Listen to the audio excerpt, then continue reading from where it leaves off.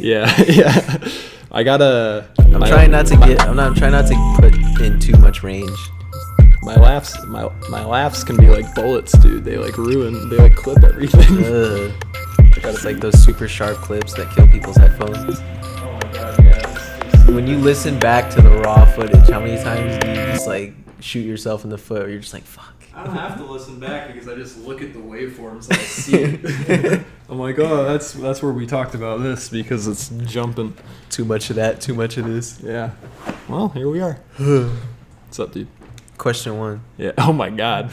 Do you ever edit things out of your podcast, Zane? No, I don't think I have. No, I mean, I have to decide where the starting point is. So if it's ever like started in this is so we're potting. We gotta let him know. Let him know what you do. I saw the look in your eye. It's like he's trying to cancel me in my own dojo, dude. He lives here too, though. Just trying to ground you. Oh my god! See, I'm looking at the waveforms now, and those ones were crazy. There's something I want to do right now. I'm gonna start a timer. Why are you? I have one right in front of me. Oh, I want one too, just in case. Why are you so concerned about this being too long? No, not like specifically. I'm just like, if I'm rambling too long, I want to be able to see it. You know what I mean?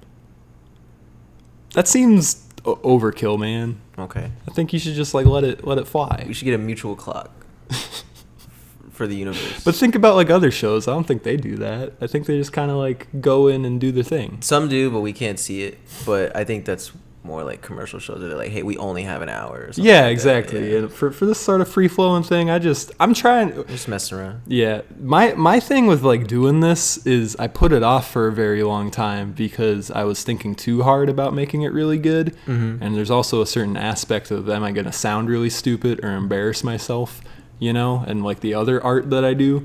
But ultimately, the whole reason I like shows like this is because they're so who cares-y, you know, and that's kind of usually when good conversation happens and people relate to it the most.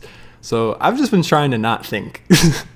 Not trying to rabbit trail too much, but just going off of that, I was never a fan of podcasts that just felt so structured and like borderline were just like straight up radio without commercials, and intros that were just like raw intros with the long soundboards and the introduction of just, this is this person, I'm this person, I'm with them. Like I get why some people liked it, and it probably made sense early on when podcasts were really young and they had to mimic radio to gain more of an audience.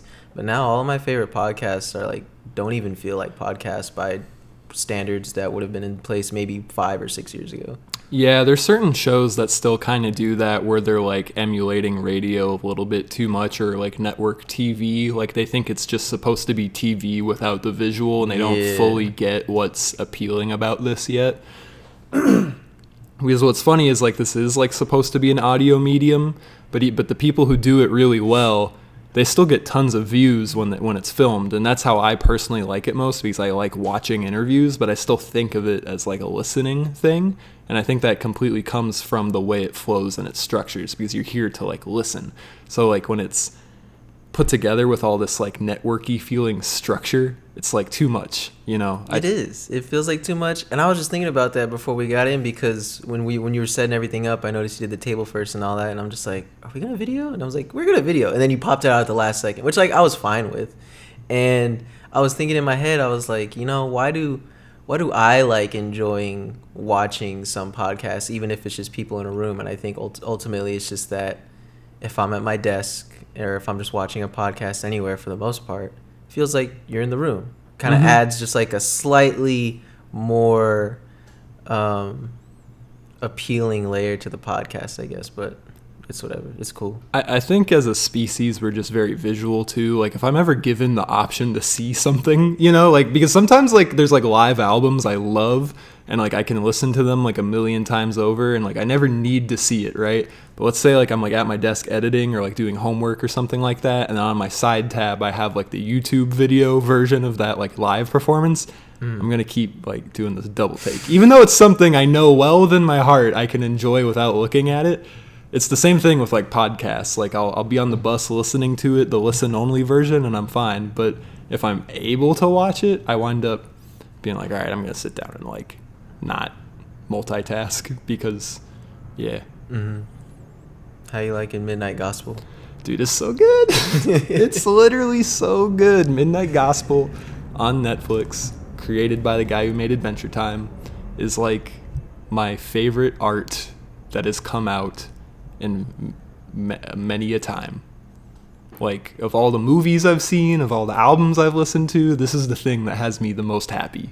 I love it. It's definitely my hottest thing right now too, and I hope it sticks too, because I always give Nick's myself hottest thing. You should have a hottest Nick a list. hottest thing. No, well, my hottest thing. People already.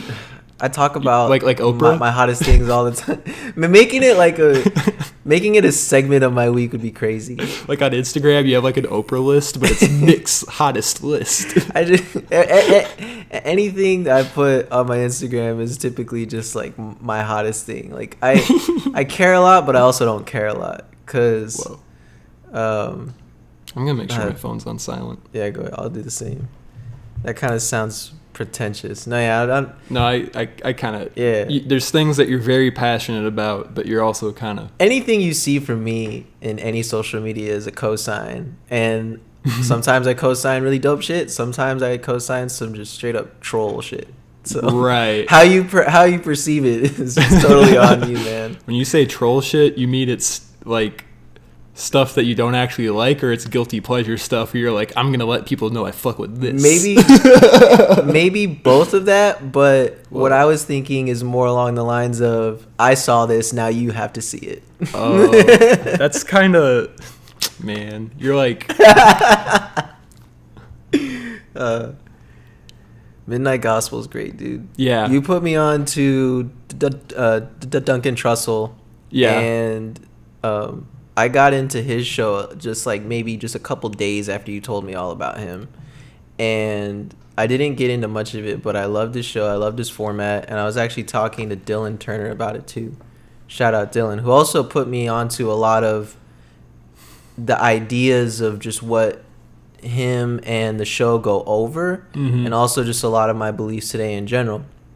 He put me on to a lot of just like exploring this, if I were to generalize everything, just open-mindedness, awareness, and enlightenment. So when that came around, the show was sick. I mean, like you said, It's beautiful, it's funny, it's just so well done top down. And even from the perspective of like a comedian, because I know he does stand-up too, right? Yeah. Can I set the scene on what the show is, just in case people are listening and they're like, okay, what the fuck are they talking about? Yeah, go ahead. All right, so Midnight Gospel is a new cartoon. So it's like creatively directed and co-created by Duncan Trussell, who's a comedian who hosts a podcast, and he's like kind of known for being very spiritual and like a very cool guy who's all about like self-learning and progress and meditation and talking about like the universe and like that sort of stuff, but like in a very earnest way where it's not pushing you away. And he partnered with the guy who made Adventure Time to make this new cartoon that just came out, and it's like rated mature, like it's past R-rated, where basically the episodes are this guy who has access basically to the multiverse, and he goes to different insane planets, and he just for the sole purpose of having podcasts with them. And it's kind of made out of podcasts that Duncan has done in real life. So it's kind of like fiction made on the backbone of nonfiction. So like you're watching this insanely psychedelic Adventure Time looking cartoon while listening to two people have like the most human conversation you've ever heard, because it's like really earnest and nice and soul searchy, and like I feel like anybody could come away from it feeling like, oh my god, that was so introspective, I got a lot out of that one. And each episode has like a very distinct topic. Yeah, and the animation and the story of what's going on in the cartoon itself kind of alludes to the topic of what Trussell and his guests are talking about on the podcast. Mm-hmm. So it's really neat. It's just really fun. I was a big fan of Adventure Time and the regular show. It's almost like how I found out J.G. Quintel did regular show, or the creator of regular show, yeah, had like little skits he would throw online and stuff, almost like decades ago. That became the prelude to regular show. Like some of it were the same characters. 2 a.m. and the PM. That one's a classic. Yeah. Yeah. Some people, if you haven't seen that, YouTube it. Just 2 a.m. in the PM. And Sorry, it's I'm gonna grab funny. my water because it's right there. I'm listening to you. Go ahead. And it was really mature, and those skits were really funny. Like they felt like Adult Swim-ish. Like you could only watch this online. So going from regular show to that was really cool, and then now going from Adventure Time to this show is really neat too, because it's just like, oh, okay, Adventure Time kind of grew up a little bit with me. So, but overall, the episodes have been just nuts, man. It's so the topics they crazy. Talk about. Yeah, I love it. Episode 1 was fantastic. If I remember correctly, that episode was just talking about drugs and him and his guest. I forget the name of his guest. And I don't want to give too much away either, but like we can talk a little bit about the episode, but I don't want to give away like all the episode. Yeah, I'm thinking really hard not spoiling in my head either. Like I don't want to give any spoilers. I wouldn't. It's too young. It's too new. But overall, it's pretty interesting. Basically, what we're saying is if you don't watch it, you're making a mistake. You're fucking up, man. You're not doing the right thing. Midnight Gospel's cool. The second best thing that I that I saw in the past, or I guess that witnessed in the past week or so, that Trump ad. Wait, can you do me a favor really quick? Yeah. Can you talk directly at the mic? Yeah. I'm concerned that it's going to hit this channel only, and then it's like left channel the whole episode. Is that better? I just noticed you've been lean this whole time. It's like if anybody has seen every episode of this, which I don't know if anyone has. I don't know if I have reoccurring listeners. I really don't. I know a few. Oh, that's cute. I'll name them maybe. Yeah, later. We don't have to do that. But like, all I know is they know that it's a reoccurring thing that I comment on the quality of audio like pretty much every episode, and I don't actually know if it's getting better or worse, but I want it to be seen that I'm trying. Hey, no, Zane's trying. We're all trying. This is young. This is new. Be in front of the mic is what I'm saying. You're doing it. Gotcha. I angle it a little bit to match my angle too. Well, so it's like I couldn't even tell. It's like an illusion. Yeah. Wait, really quick before we hop off gospel though. Yeah. Because I want to talk about it. All right. We don't have to ruin stuff, but I do want to talk about it. Okay. So the most recent episode we just watched, it had it kind of dealt with like listening, and forgiveness and that sort of stuff. And dude, freaking,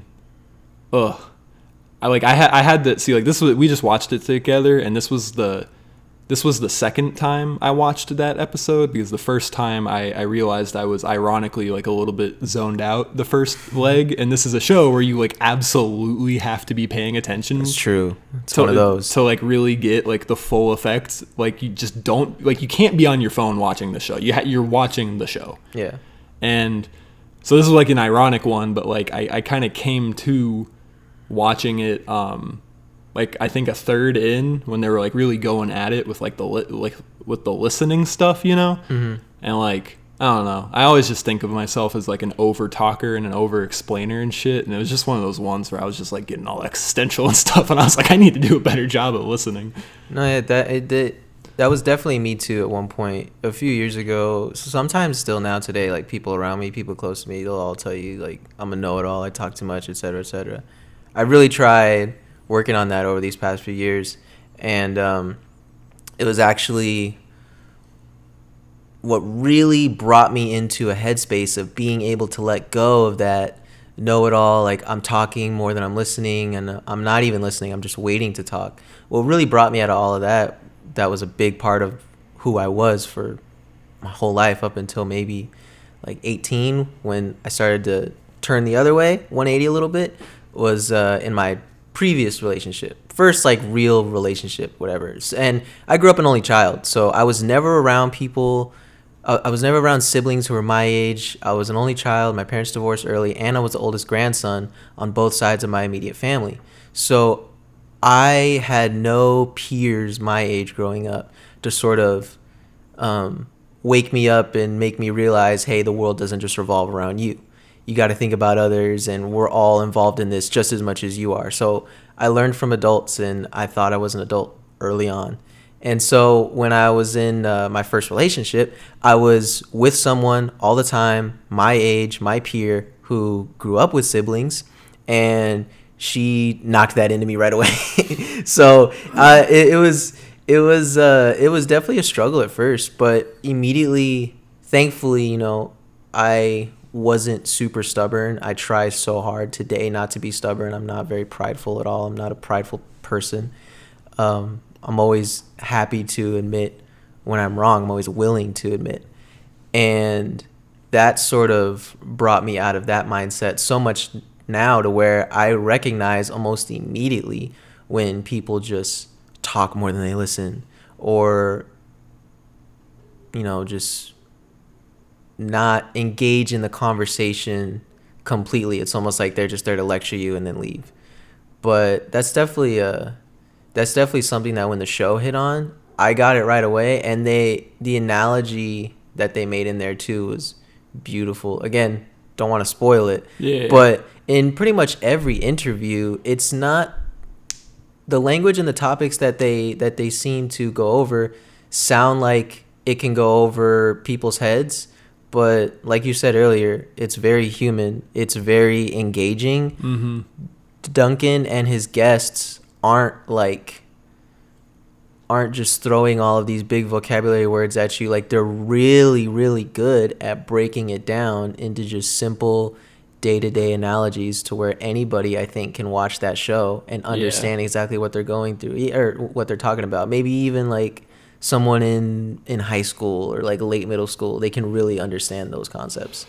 Yeah, I during the episode, the way he put it that like got me the most was when he was saying, like, when you're listening to someone and he was like, yeah, I'm like nodding and I'm being intent and I'm like doing the actions of it, but I didn't hear a damn word that they said, and I missed the entire last paragraph. And he was like, I'm not even in the control room, I'm down in the bathroom. On autopilot. Yeah. And that I see that happen to a lot of people a lot. Like, I don't think it happens to me very often. If people out there are listening to this and they're screaming at their screens or their headphones, like, no, Nick, you asshole, you do it all the time. Please tell me. Like, I want you to be open with me. Like, I want my friends to be able to tell me, Nick, you're talking too much, or Nick, you're coming off as an asshole. Because what I've learned too is, like, sometimes doing things like that, while I don't have a single ounce of malicious intent, how it's perceived is way more important, because it can come off as me just straight up choosing to ignore people or straight up just not acknowledging people, which we all know how that feels when you're not acknowledged. Or best example I've heard is that feeling when you're in a group of people, you try and say something and then nobody acknowledges you, and then they just start talking about something else. And then that other relieving feeling of that exact scenario happening, and then one person steps away from the group alone. It was like, looks at you and is like, yeah, I knew what you were talking about. And they sort of like help you out a little bit. Yeah. They take that, they throw you up on their back, and they're just like, I got you in this small awkward moment. That's also why I've never like been the biggest fan of like big group conversations anyways, though, because there's so many dynamics going on. It's hard. Yeah, it's like, it's not very efficient. You know what I mean? Like, people are like in this ring trying to like not only keep whatever's currently in the middle like alive by contributing, but then there's other people on the perimeter trying to like bring up a new thing that they're burning up about, and then it's like they got to find the right moment to do it and the right way to introduce it, and then also hope that like it's of interest to like a majority here, because if it's a minority, then people look at the ground and it's like, ah, man. What I would give to have a recording of, who was it, King Arthur's first round table. Like, if we had time, like, what if we had time travel like this? I feel like time travel will come to us in sort of like phases, or sort of like how technology is slowly rolled out. We're going to get time travel like this. We're not going to get any sort of you can go there. Yeah. First, we're going to get the audio. We'll get like, right? We're going to get like the radio version. Reverse engineer evidence from the past. Right. Somehow we'll be able to tap into cosmic sound waves, and we'll only get audio of the past and the future. And then once we get a little more sophisticated with our radios, we're going to get a little bit of video. Dude, and then once we get our video, then we're going to get some transportation. Dude, Detective Pikachu, like, did that a little bit. Did they really? Yeah. Oh, my God, they did. The supervillain was like, yeah, so I have this tech where I can basically recreate any event that's ever happened using physics. And he was like, but I don't have to have had recorded it. Oh my God. You know what's funny? I loved that movie. I was like, that sounds plausible enough. Sure. Why not? We'll get there. We're in the knee of the curve right now of the velocity. Dude, it's crazy. I liked that movie a lot when I saw it, and I don't remember the plot at all. Like, I remember the little boy found Ryan Gosling is, or not Ryan Reynolds. Okay, he was like 16. Pikachu. He was not a little boy. Right. He's not little. Yeah, you don't remember this movie. It was just verbiage. Finds Pikachu, and then they start figuring out, like, yo, your dad's not dead. He's actually kind of missing. And then somehow in all of it, Mewtwo plays a role, which I forgot Mewtwo's role. A very Christ-like role, by the way. No, yeah. Very heavy Jesus symbolism with Mewtwo in this Pokemon movie. And I mean, I shouldn't say we all. I'm a relatively, I'd say, medium seasoned Pokemon fan. I'm not a super veteran by far. Whoa. But I stuck to the Pokemon lore as much as I could for a good half of my life. I'm 23, so maybe for like at least a total of 13 years of my life. 12 years of my life. And Mewtwo, even in the original Pokemon movie, he was perceived as super evil. And then at the end, you realize, okay, Mewtwo's not evil. It's actually the scientists that are evil. He's a test tube baby. And it's almost like one of those Greek tragedies. Like, he's just mad at his existence. And they gave him God mode powers. He's literally the best Pokemon. They tried to mind control him. I'd be pissed too. They basically, if anyone doesn't know, and they're burning to know, and I don't know who that is, but just for you, what Mewtwo is some scientists took the current best Pokemon and they tried to remake it and accidentally made a better one. Yeah. It's fucked up. And then they tried to mind control him. So he was given conscious, like he was given all of these human functions and then more going into the I guess anatomy that Mew, the original Pokemon, he's replicated. The most powerful being. Right. All of Mew and then all of a human, and mind control them straight out the test womb for years. Yeah. He's gonna be freaking pissed. Like, he's gonna hate everything and hate you as a person. I want to go back to Detective Pikachu really quick, but just since we're in Mewtwo lore, have you seen the deleted scenes of the original Pokemon movie, Mewtwo Strikes Back, the cartoon from our childhood? Not a single one. Okay, so I rewatched that movie like in 2016 in my apartment when I was just like having a night, and I was like, I'm gonna feel better by watching Mewtwo Strikes Back. It was one of those. Mm-hmm. And I think I ordered a Caniac. I was going crazy, bro. I was like... You were ready? Yeah, I was ready for some nostalgia and fast food.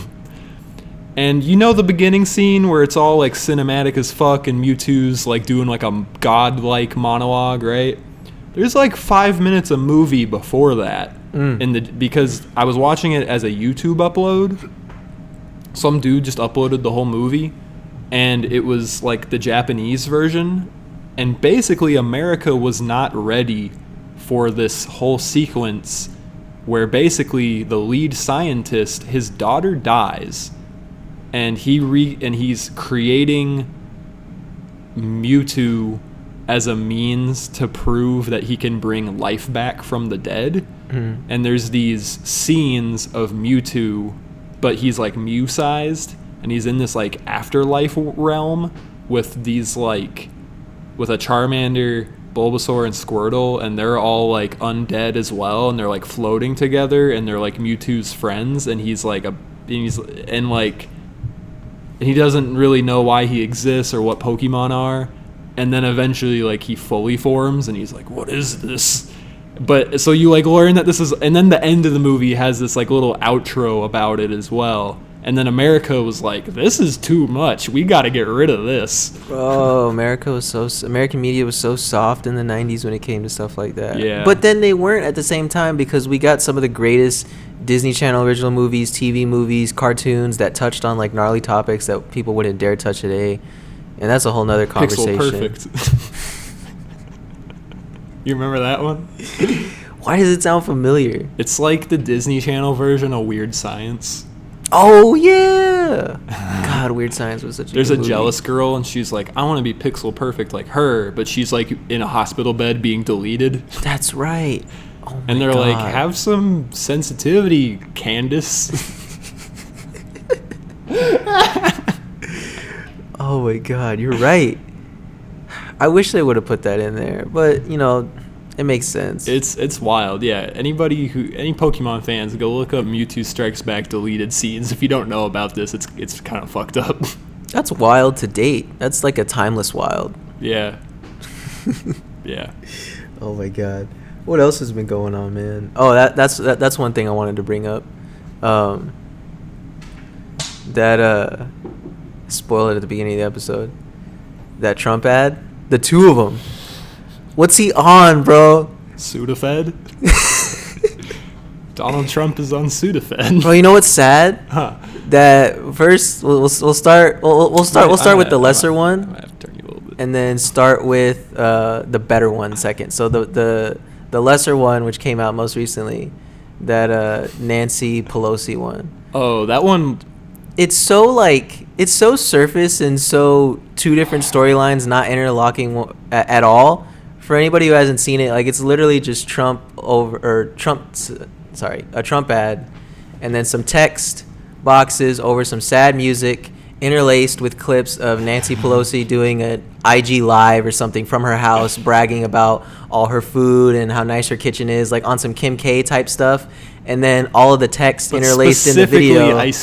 Specifically ice cream, yeah. And then all the text throughout the video is just talking about how the elitist lefts and Nancy Pelosi don't care about how hungry you are because of COVID and all you people who lost your jobs. And then it also interweaves like news clips of people really struggling in COVID right now. It looked like they aimed at like obviously more poorer people. Yeah. And then they're sharing their stories about their kitchen, about how like they don't have food, this and that, blah, blah, blah, blah.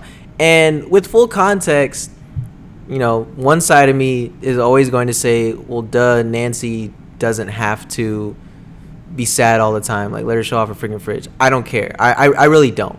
But also at the same time, it's like, they're giving this dude so much ammunition. They gave him so much ammunition and for that's the surface media at all. Part. It's so frustrating, but at the same time, it's like I don't like Nancy Pelosi. Yeah, I don't like those people just at for all. a little bit of context, like we're both Democrats, and like I obviously like super supported Andrew Yang, and then second supported Bernie Sanders, and I really wanted like UBI and universal health care and a big relief bill for this big COVID medical and economic crisis. And the second all this shit hit the fan, everyone and their mother started proposing UBI plans, from AOC to Elizabeth Warren to Mitt Romney to like Tim Ryan to like Republicans and Democrats alike. And there were all these bills, and Tulsi Gabbard was the very first. She's kept it 100. And there's been all these people being like, all Americans should get $1,000 a month, or even $2,000 a month, or $500 a kid. And even Donald Trump fucking came forward and said this was a good idea like 7 hours before Bernie did, and that made me really sad because I'm just like, guys, come on now, like Bernie, just say UBI is a good idea, man. And fucking. What wound up happening is, I guess, like, a lot of these relief bills got, like, super stalled by Nancy Pelosi and Chuck Schumer or whatever. But then I also read these articles that the Republicans were, like, sneaking in things in their version of the relief bill, where it was, like, maybe it had provisions for us to get these checks, but it also had sub-bracket things for, like, I don't know, like, more rich cuts or whatever. So I don't They really... were adding a lot of selfish loopholes in there, like either party would, if I'm being 100% honest. But yeah, overall, it wasn't just a straight up, hey, we need to get money out to people, let's sign off on it. No, they added layer after layer after layer in there, and that's why, I guess, allegedly, her and Schumer, they Yeah. they withheld the vote, which is why it took even longer for us to even get these checks, even though some of us still haven't gotten them, and it is now April 23rd. Yeah, so I need to look more into the specifics, honestly, to really even understand. Overall, it was just a big clusterfuck from both sides. Yeah, but the point is like there were other people writing like really good bills, and I'm like, why don't you look at those? And again, like I'm not an expert. Like I see some of these things, and I'm like, oh, that seems good. Yeah, there's a lot of common sense that just makes us look at Capitol Hill and go, damn. Yeah, and it's just one of those things where after all these years, it's just you would want to think that we would be like so fucking ready to beat Trump, because you would think that this dude who's like the worst president of all time, or at least in modern history, and like, I mean, maybe both, maybe fucking both. I would need to look at the bracket, but like fucking, like you think that we would have used this time to be like so ready to like know how to handle him. But we've spent this entire time doing the exact same thing we've always been doing, where all we do is talk about him. And he loves that, because all the time we talk about him, we're not talking about new ideas and solutions. And he's constantly better at memes. And that's like why you brought this up, right? Because like his Twitter videos lately have been insane. His little media team leveled him up so hard. It's crazy. And then great segue into that, the Obama ad that they ran, so freaking funny. It's so funny. Anybody who's offended by me laughing at that, you can come at me, because that's just funny. And it's sad how funny that is. I hate that it's funny, but it's funny, and it's better than, it's more in touch. That's the thing too. It's more in touch with both voters on both blue and red side. It's so in touch. And if you haven't seen it, go watch it. It's like maybe a week or so old. It's basically just a super, it's so meme. It's something you would expect from like a burner Twitter or like a comedy Twitter account, and not one of the mainstream ones. One from like comedy Twitter, black Twitter, hip hop Twitter. It's one of those memes, and it's so funny. It made me cry almost. That's how funny it was. Dude, you can hate Donald Trump and admit that he's like fucking funny. Yeah. Like that's and I'm like, I know that there's a lot of people out there that like just even me saying that would like make them very upset, but like I fucking hate the dude. He's a terrible president. I don't remotely support him. That is recorded.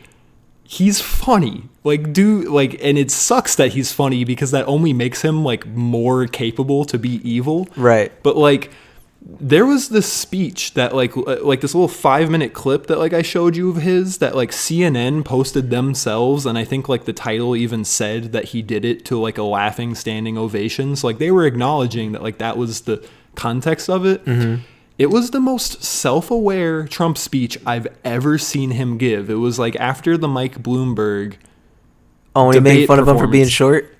Yeah, but but before that, he was talking about Elizabeth Warren and the Pocahontas shit. Uh-huh. And the thing is like when Trump does all this horrible stuff, right? I think the big thing about horrible people is people a lot of times get detested by the idea that someone is awful, and they don't know that what they're doing is awful. Yes. And a lot of the angle of hating Trump has always been people calling him stupid. Yeah. Which he is in a lot of ways. He's ignorant in a lot of ways. But for him to be doing what he's doing, he has to be smart at certain things. And his level of like tactfulness of continuing to be this WWE wrestler villain that he is very precise. So like in this speech, he was literally saying like, he was like basically breaking out the greatest hits and like riling up the crowd, because he doesn't have to say shit about policy. He's just like this guy like fanning the flame of his like fans. He's just got to go up there and be a guy, because that's what Trump supporters wanted. They just wanted a guy. Yeah. And in a weird way, he's probably the most relatable president to a lot of Americans that we've ever had in their generation today. And he brought up like Warren, and he was like, she was gone quick, huh? And he was like, I hit her hard with the Pocahontas thing, huh? And then like he leaned into the mic, and he was like, remember when I got her to take that test?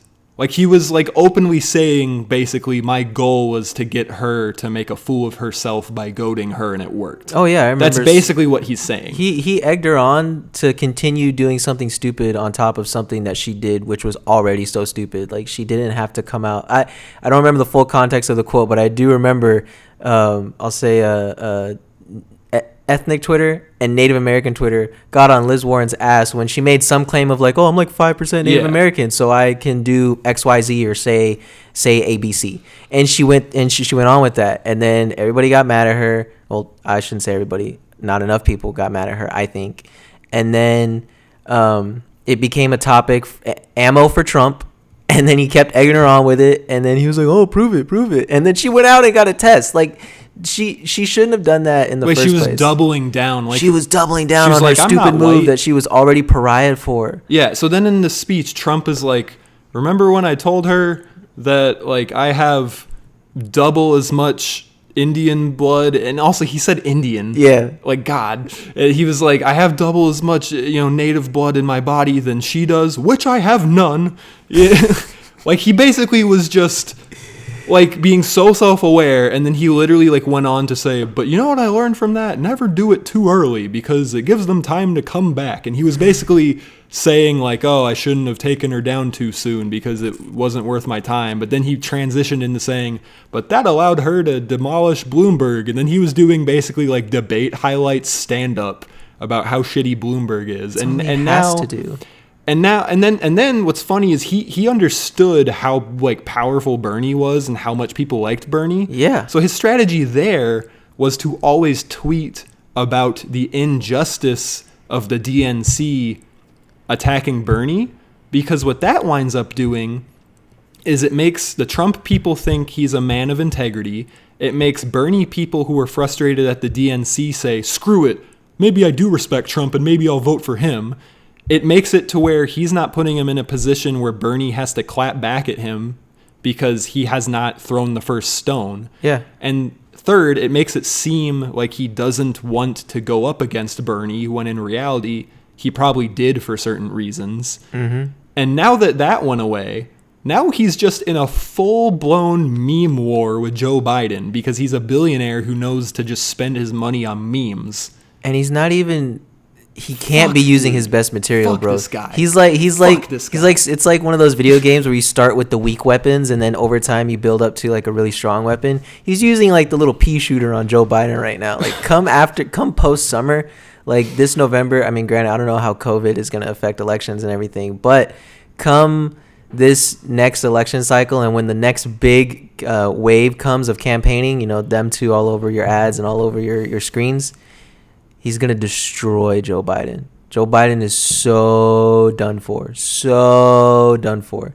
And I think that's something a lot of people don't realize. Like, they're like, vote blue no matter what. And in a way... And I still think we should because I would rather have him making Supreme Court judge noms than Trump. But, like, fucking... Facts. I'm just prepared for the fact that I don't know that it's going to work. What's wild is a lot of people, I think also when they vote, they don't realize that you're only voting for someone who's in power for 4 years. Granted, the president has a lot of power, but significantly less people are voting for their senators, which is 6 years, if I believe. Their House reps, which I think is what 8 or 4, 2 or 8. It's a big gap, but it's either 2 or 8. It's one of the more off numbers.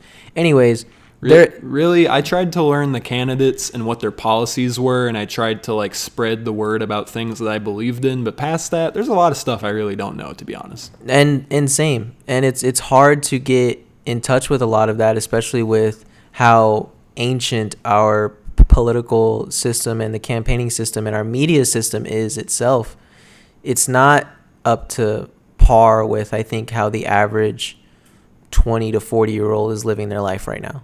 Granted, with that being said, isn't 20 to 40 significantly outnumbered by 41 plus?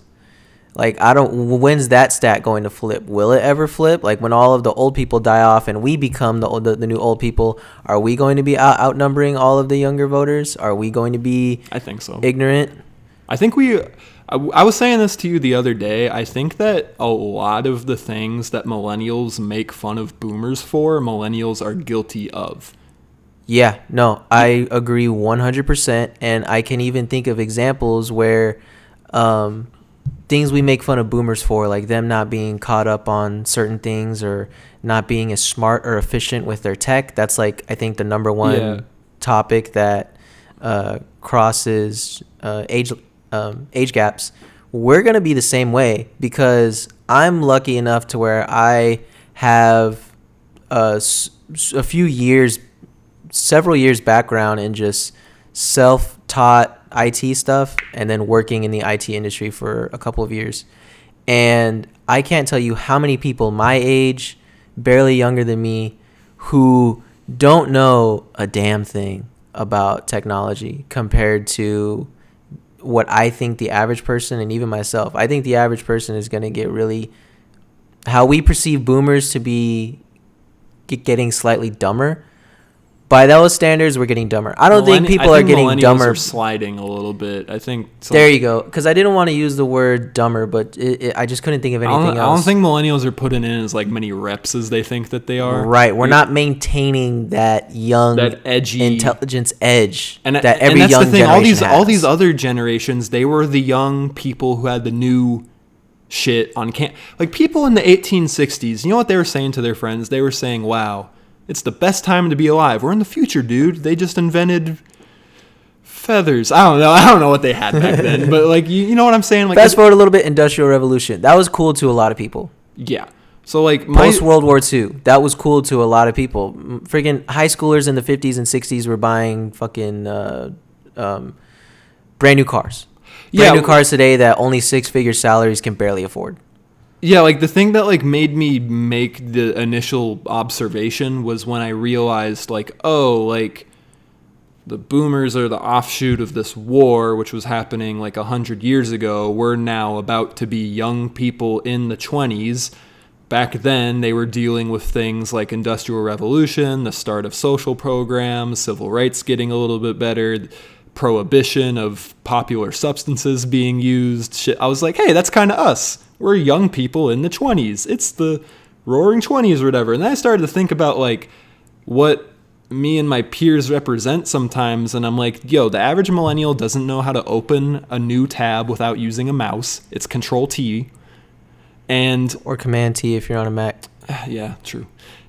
They're hitting that control right Millennials now. Don't know that command is the same as control for a lot of these things. Well, there is a control button on the Mac, but how Mac uses the command button is how Windows uses control. They Google it, guys. But anyway, do you guys know about Command R? Anyways, so but the other thing too is like, you know, we're always like talking to the. Okay, this is the one that gets me the most past the technology thing, because you could argue that that's us just being petty and you don't. And like maybe being a little bit elitist, but the thing that we point the finger at the most, you know what I'm saying, with the boomers is like how they made a shitty situation for us to live in with like the economy. Mm-hmm. I feel like we're doing that with the environment for sure, because like I feel like we like to think of ourselves as like the first generation to care about the environment, but the same people who have like Earth Day stickers on their cars probably are like not recycling properly. It's perspective, because you have to realize, and this is something I didn't learn until very recently in the last couple of years, how far perspective really goes. From a boomer's perspective, which they were born in the 40s and 50s, from their perspective,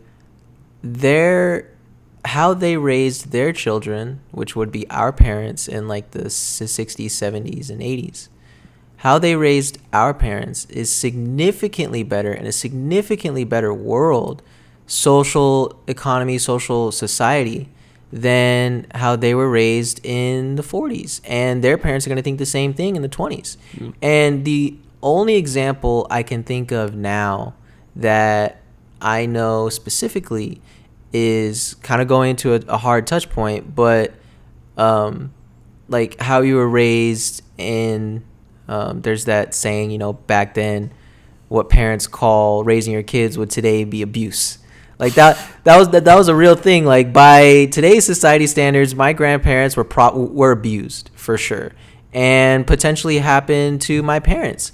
But that was just the way things were by perspective. Because by perspective, if you were just like whipped or beat really hard as a kid, and you didn't do it either at all or that much to your kid today, there's still other things you could be doing to them. Like personally, for me, And just full disclosure, I have a fantastic relationship with my mom and dad, just something you get from growing up and reflecting on all these things. Growing up, I think I can only remember one or two times my parents ever laying a hand on me. I was never beat. I was just like spanked. Yeah. And or just like maybe whacked on my back. Yeah. Once or twice. And that was when I was really little. And my earliest memories after that, after those situations, I was scared of my parents. I did not act up again. And I think also goes into just being an only child. I had no one to like cause mischief with. So it was just me. I had no one to like, what's the word? To like recuperate with after we got in trouble. If I got in trouble, it was all me and I had to do it all myself. But anyways, moving forward. My parents never really laid a hand on me, but hands got laid on them when they were younger. So by their perspective, they were raising me way better and had no idea why I was maybe still having certain troubles or going through certain issues or acting up or etc. And what it was emotional abuse because, again, I grew up in a divorced family. And when my mom and dad, who had me as very young parents, they were in their very early 20s. And their relationship was just sort of obviously didn't last as they separated when I was still really little.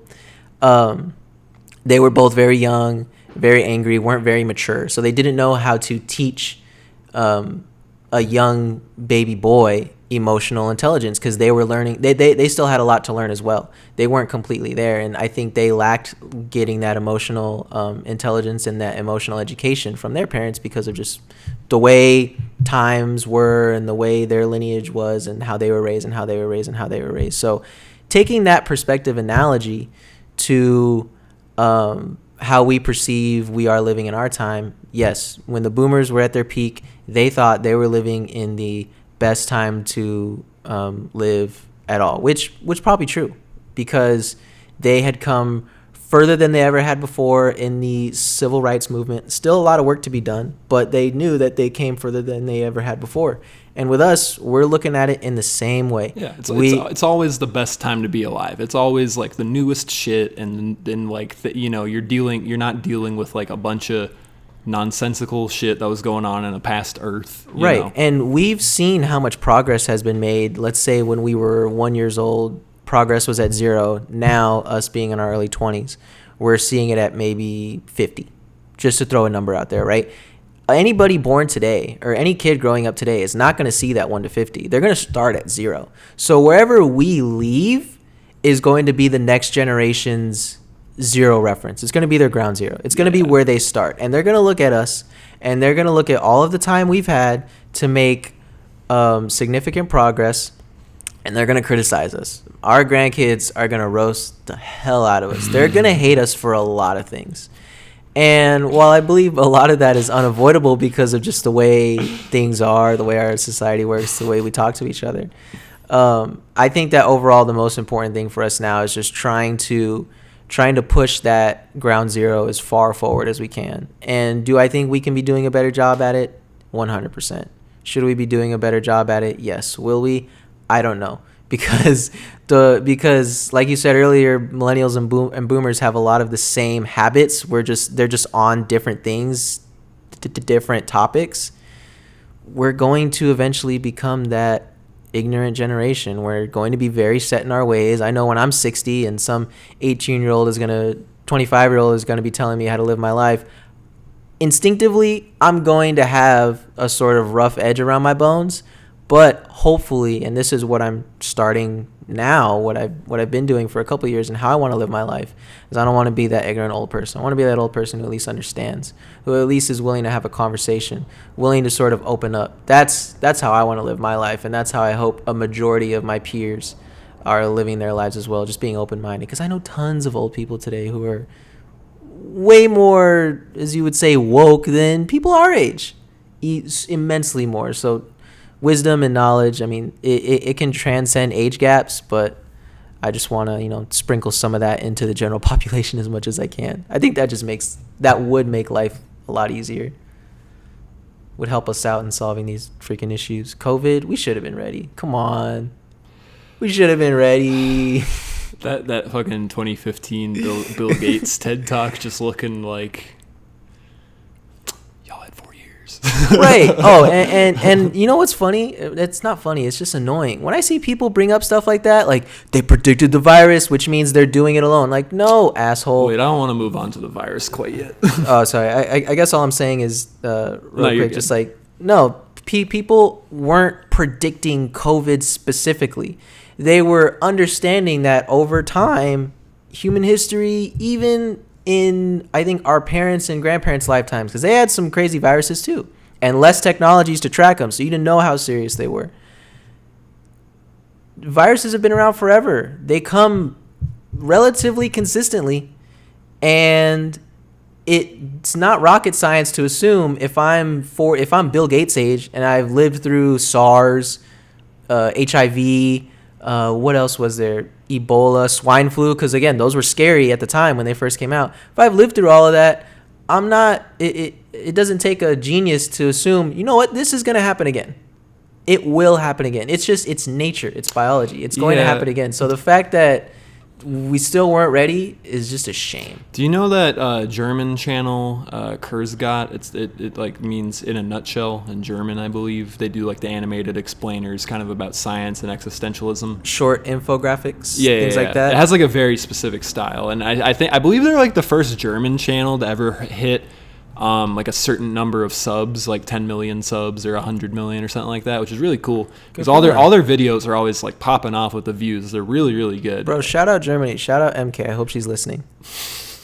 They had a really good video called "Where Are All the Aliens?" and it was basically about all the different. They basically broke down every reason that could explain why we don't have contact with aliens, because if you just think about it in a binary world of we live in a world where we do contact aliens or we live in a world that we don't, it's kind of weird that we're in the don't one, you know? So they broke down all the reasons. And one of the ones that they went through was like how they were like, well, in a world where there was an intergalactic, system, and something led to the demise of that, and there was then the first life planet on the other side of that wall, and we just are the first life planet on the other side of a past intergalactic thing, And he was basically talking about like the inevitability of like the demise of civilizations and shit like that, and he was basically boiling it down to like two things, and it was nuclear war and mass pandemics. And this was just like a YouTube video I was casually watching in like the fall of like 2018 or 19 or something like that, and I was like, interesting. Yeah, another plague, that would be bad, and then all those jokes everybody made about needing another plague. Oh my god. Dude, I saw a really good tweet once when the Amazon was on fire, and that was like the same week the Republicans were like, people were like tweeting all the stuff about like freeing the kids from the cages down at the Mexican border. I saw some tweet and it said, when I said, like, fuck Amazon and save ICE, this is not what I meant. Like, but like I forget how they put it, but they basically were talking about all the different times they were giving the middle finger to the company Amazon and saying save the polar caps, basically. It was like global warming, and they were spinning it to say that God is currently burning down the Amazon rainforest and reinforcing the institution. ICE agents. ICE agents. They see, like, this is why I don't write trending tweets, because I don't know how to make a concept like that snappy in 2 sentences, but this person hit it out of the park. Listen, man, you just got to put it in the draft and visit it later in the day or a couple days later. That's all you got to do. That's how you do it. That's how you do it, man. You'll be winning at Twitter any moment. Like, hey, how many drafts do you think Zach Fox has in his burner right now? I never used the draft feature. Oh, I didn't for years. I've had Twitter for, I think, 9 years now, almost 10 years. And I've never used it until last year. It's so underrated.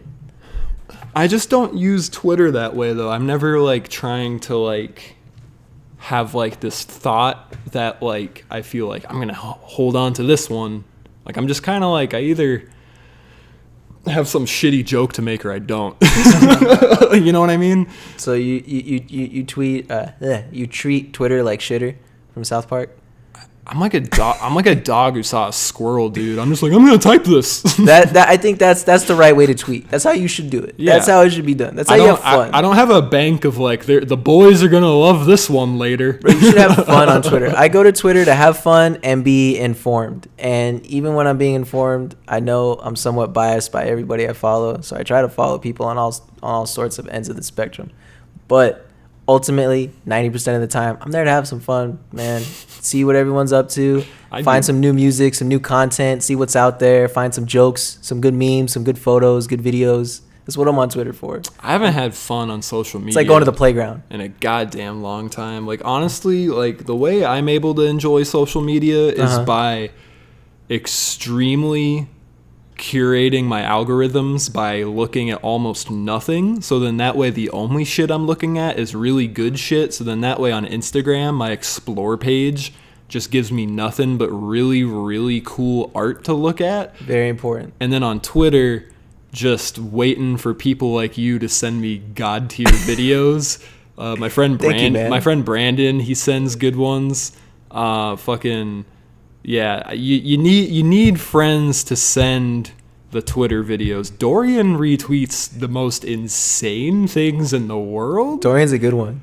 He's fantastic. Sometimes I have to mute it.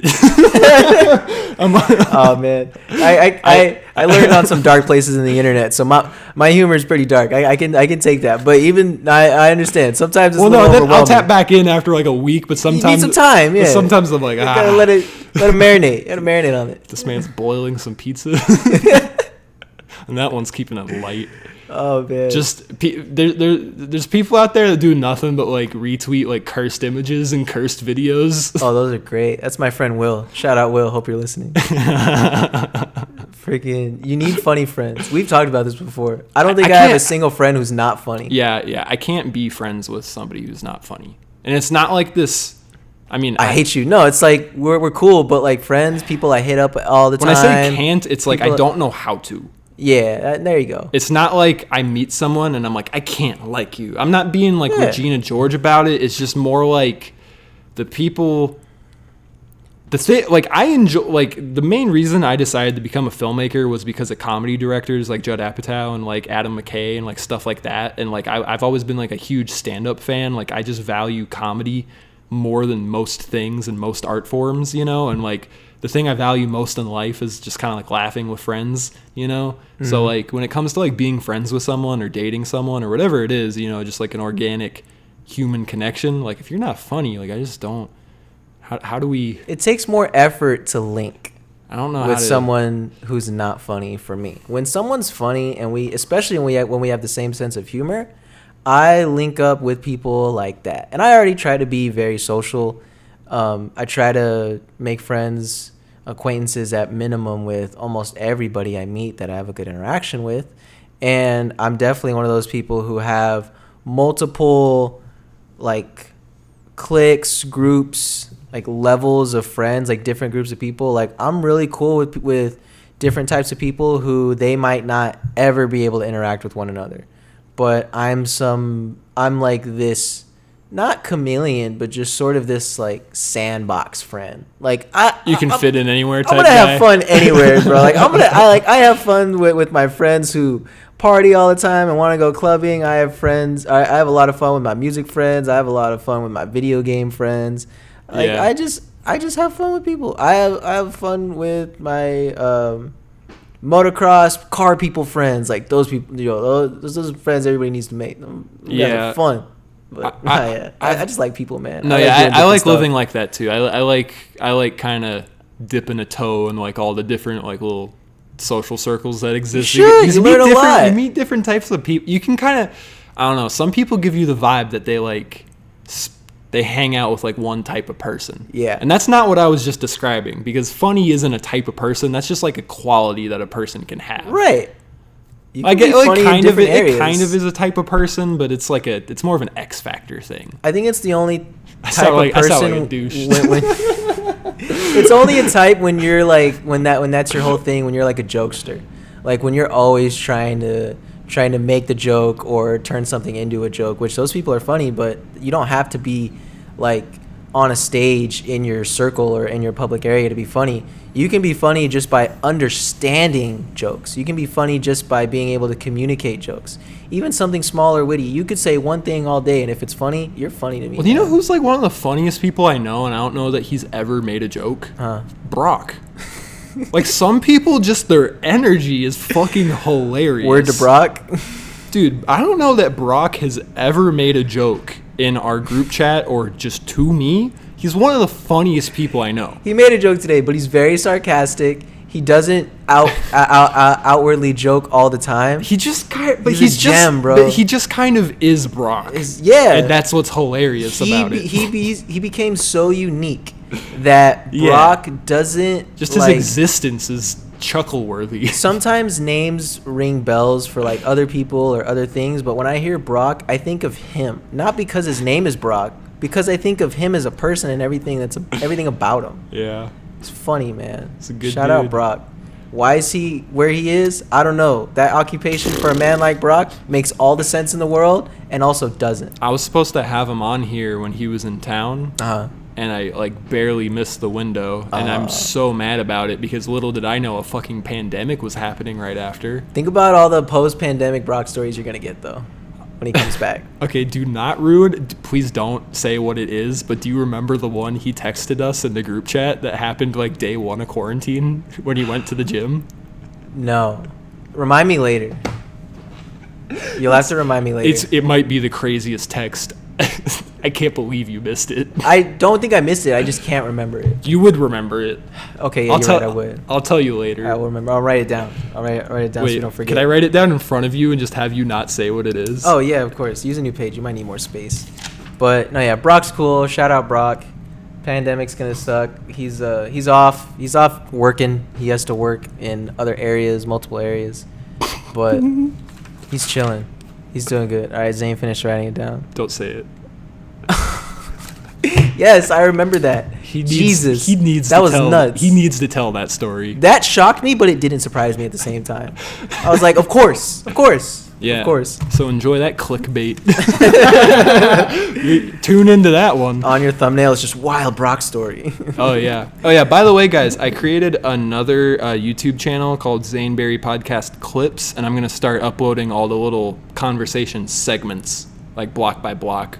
So you can go look that up if you want. Excellent plug. Thanks. By the way, guys, I don't have a single source of media content for myself. I don't make anything. I don't do anything. Some people may argue otherwise, but I'm just living. Yeah. I'm here.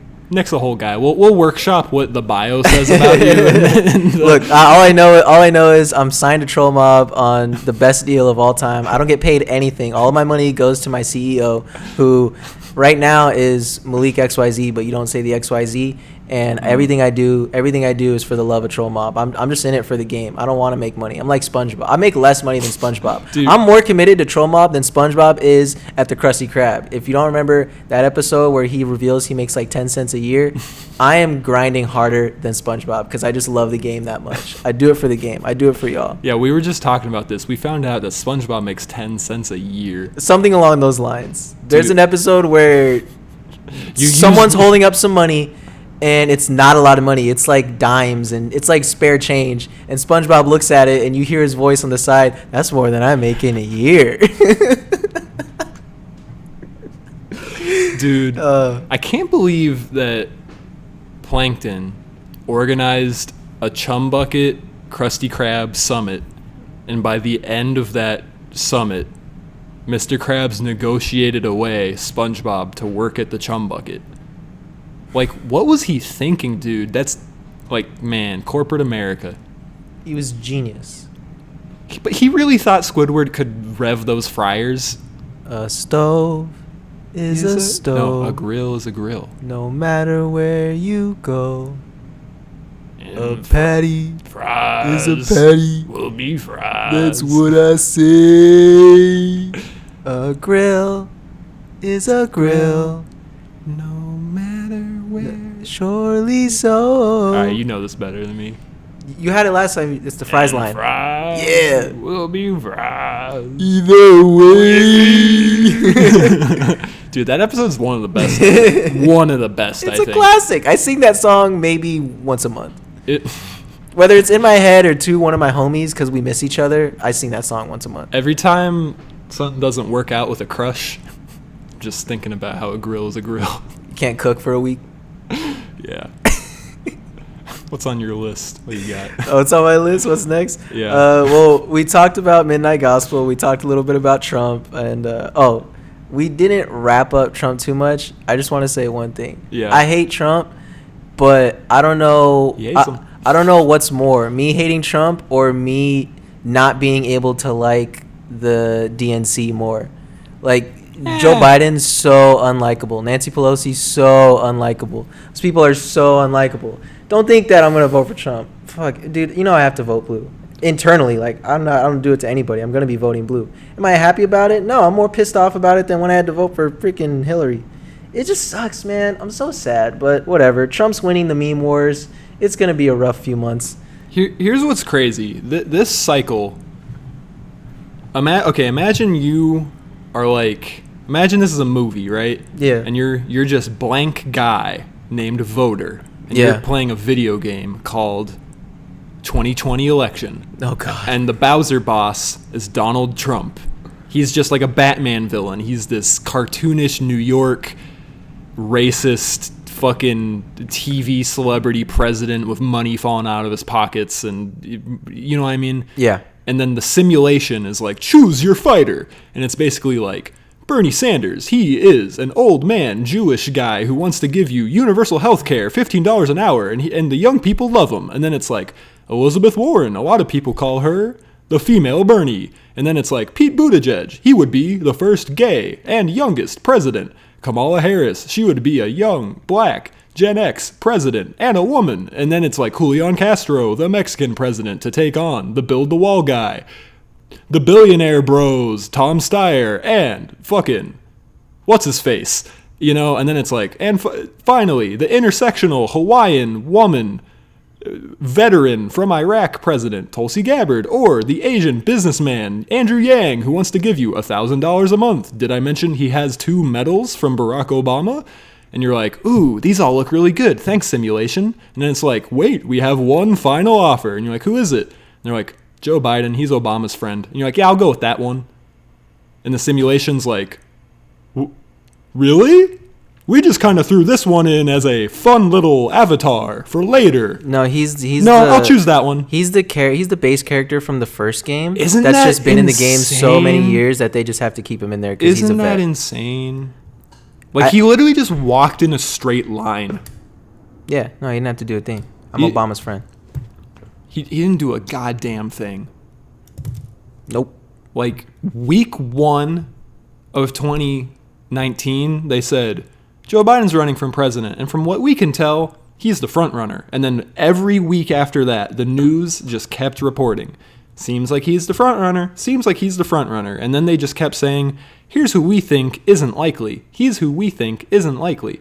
And basically all the people they said that about basically stayed in those positions until there were people who broke out of those roles, like, you know, Bernie, who obviously rose to like first place tiedness, you know, and like Warren, who was always like fighting up against that. And then there were people like Yang who like went against the media narrative and like broke up to like 4th fucking place. Mm-hmm. But then there were people who were equally non-famous, like going in, like Buttigieg, who from the very beginning they said he could be the next Obama. And then from that moment on, he was just always in 4th or 5th place. And it just shows like how fucking much influence like the media and the DNC like played in this whole thing. And it's insane. It's huge, and they're gonna hold on to it as long as they can, because while I know me and you live on social media compared to TV.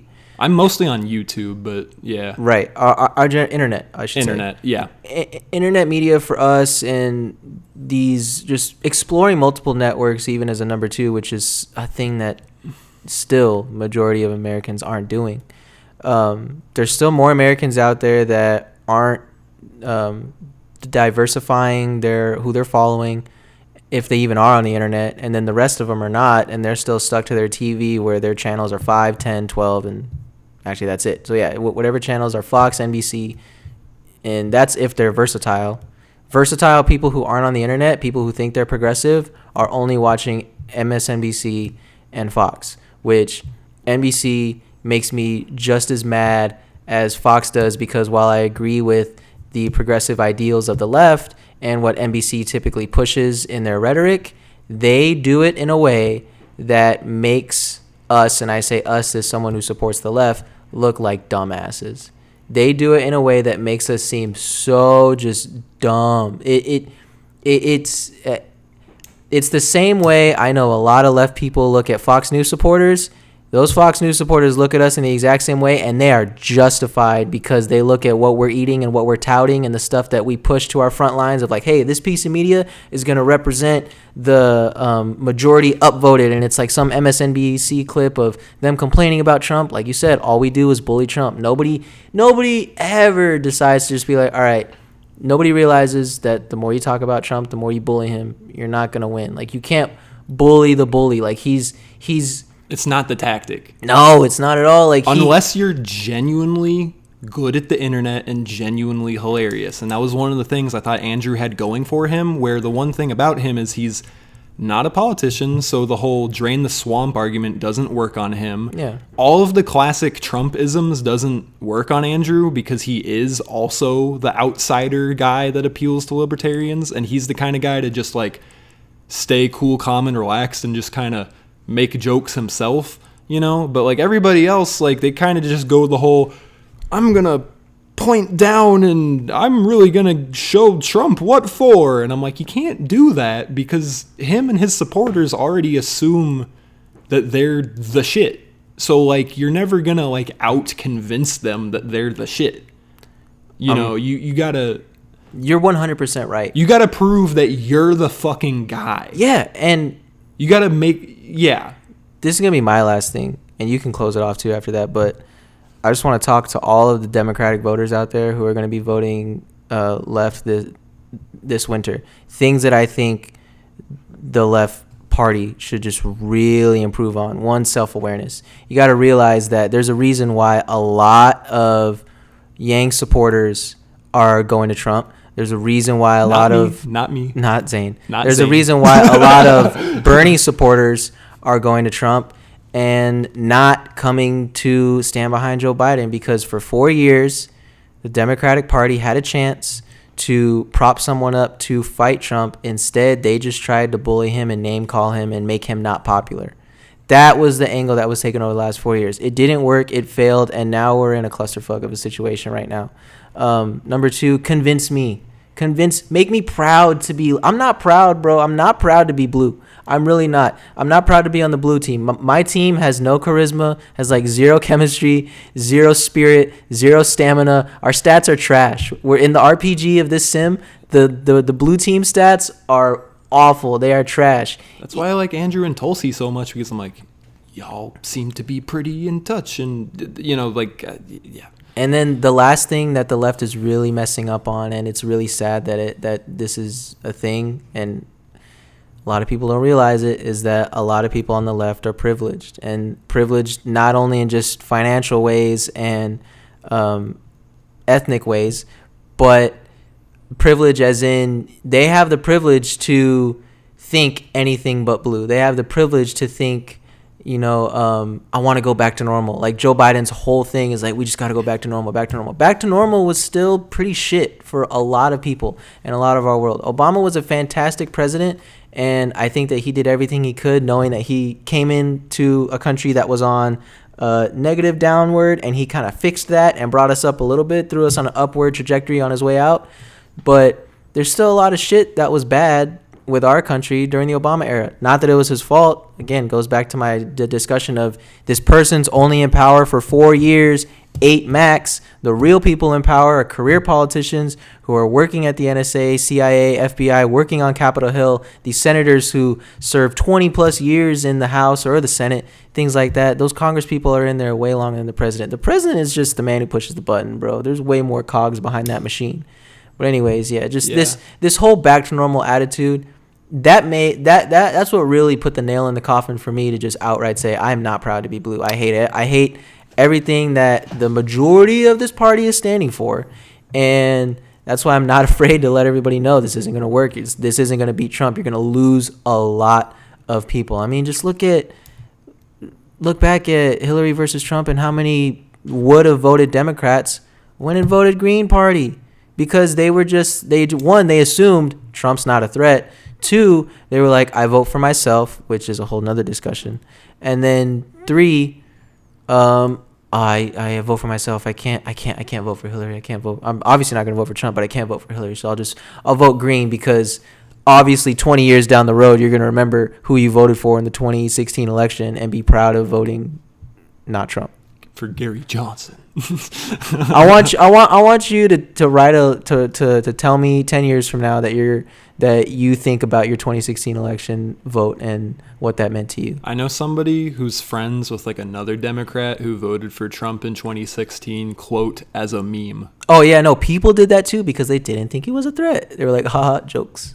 And look what happened. Yeah, no, I'll jump off of what you just said. Like Joe was very much so going for the whole back to the good old days of when you can have a president who you're proud of and you can trust when he talks type thing. Like that's like the angle he was trying to hit, you know? And like when the pollers started creating all these polls, which by the way are like only calling like a very specific bracket of people. It's like, first of all, they have to be people willing to take polls. Right. Second, a lot of the time, if you look at the asterisks, it says we only called people who vote traditionally Democrat, which means it's like excluding Republicans. And then third, if it's all landline calls, and that tells you something about the age bracket.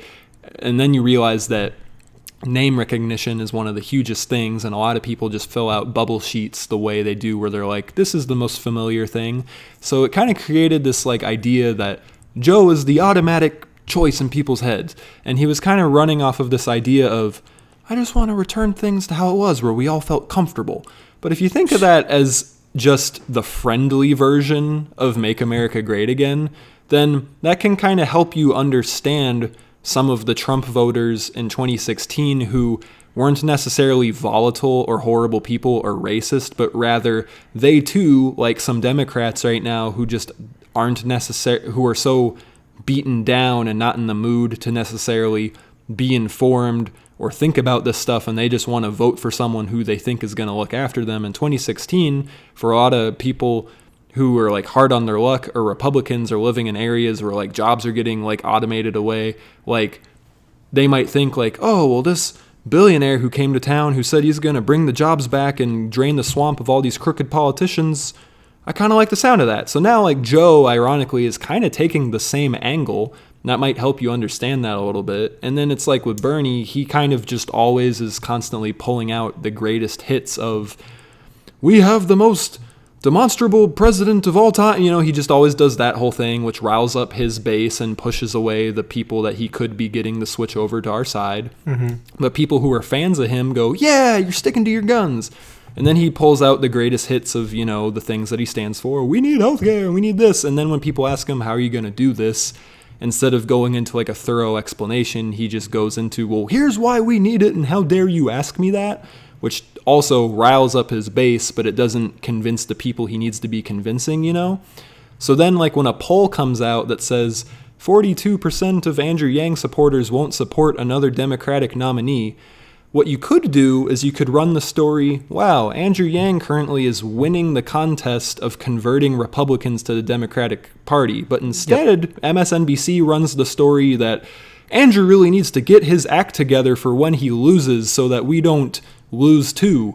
And then woke Twitter starts being like, yeah, this guy sucks. How dare he have so many racist supporters? Really shows his true colors. And it's like, guys, that sort of rhetoric and talk doesn't help anything. We need to understand each other more, realize this isn't about winning teams or winning sides. It's about having good policies that push our country forward and makes us proud of our leaders and proud of where we live, that takes care of one another. And if that means understanding how people who we disagree with voted for the people that they did, or how people decided to switch from one party to the other, I think that's going to monstrously help us kind of meet in the middle a little bit and not have like extremes like Trump or Joe Biden.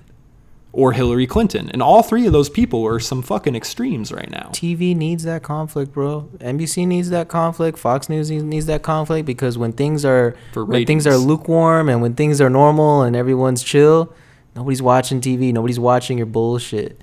I think ultimately NBC or Fox, they don't care who wins. I don't think they really care, to be honest with you, man. No. They don't care at all. They're gonna be making their bag either way, and in another 4 years, it's gonna be someone else. Actually, in another 2 years, they're gonna be talking about someone else, because it'll be campaign time. But, man. Yeah. Anyways, to make things clear, we both disavow Trump. We're both pretty left. We're just frustrated with the muckety muck, and we gotta be honest about it. I'm frustrated Trump is winning the meme wars. That's the thing. Billionaires know how to win the meme wars. You motherfuckers. Do you guys remember when the Bloomberg debates were starting and Bloomberg was posting all these memes of him like dunking on Trump, and then Trump was responding with memes of him dunking back, and then all you guys were like retweeting it, being like, "This is hilarious. I need a whole reality show out of this." That's what they wanted. Billionaires know how to weaponize memes, and how it's like they're just throwing fish hooks out there for us, and we're just like gobbling it up, honestly. And the same is true of like when all of the news anchors are constantly talking about him, because that's time that could be spent talking about new people or new ideas. So basically, we got to stop throwing stones at each other, realize when it's cool to laugh at ourselves, point out our own mistakes, and just be cool with like supporting more than one candidate, or realize not everybody who isn't the dude we like is like corrupt. You know, you can't just be like, well, he's not the guy I like, so he's a sellout or he's corrupt. You know, it's like you can like more than one person. You can admit when our team is fucking up, and like when the other team is like doing stuff wisely. You know, it's like I fucking hate Trump so much, but it's like you have to admit he's fucking winning the meme battle, and he is good at being funny at times, and that's gonna help him a lot. So it's like, and our team like knows how to get distracted like a motherfucker. So it's just kind of like we gotta get it together. What Instagram lives have you been paying attention to Absolutely recently? Fucking zero. None? Not even like artists you fuck with, or people you fuck with? Never, just like seeing what they're up to? I'm not into live anything when it comes to the internet. Is it because you're afraid of being the first person in there, and you're like, oh shit, I'm the only person in here? I don't think I've ever joined a live stream and enjoyed it. Oh, okay. Sometimes on YouTube, there will be reposts of good live streams. Yeah. And those are the people who stuck it out for me. Gotcha. Those are the ones you're going after. Well, yeah, because it was like Thundercat and Zach Fox call Ty Dolla $ign on the toilet. But I'm not like tapping into the live to be there for an hour just in the hopes that that's gonna happen. That's what I was trying to get to. I was trying to get to like, is there anybody that just, when they go live, you see them live and you're like, oh, they're obviously doing something cool, probably not just sitting around, because I think we all get bored of even just the coolest people just sitting around doing nothing. I went on live for the first time ever last night, actually, and it was of me drawing. Whoa. And about 8 people joined. Every single person did the exact same thing, and it was hilarious. They joined. They kind of did this. They just looked around for a sec, and they walked out. Sick. That's sick. And about half of them either hit the wave button, or they said something along the lines of nice, and then they left right after. And I think those were the people that felt extra awkward, because they're like, oh, I gotta give them something before I leave. That's hard. No, that's respectful. You throw a little heart. I'll throw a little comment out there. I'll be like, yo, what's up? Yeah. I was like, what's up, guys? Shout them out. Yeah. Shout out whatever they're doing. Yeah. But Instagram's been popping lately with, I don't know if you've seen, I know you've heard about it potentially, but live. Everybody's going on live, and then hip hop culture started doing the producer battles. It's sick. The first one I saw was T-Pain versus Lil Jon. A great one. Yeah. A phenomenal one. T-Pain came out with Good Life.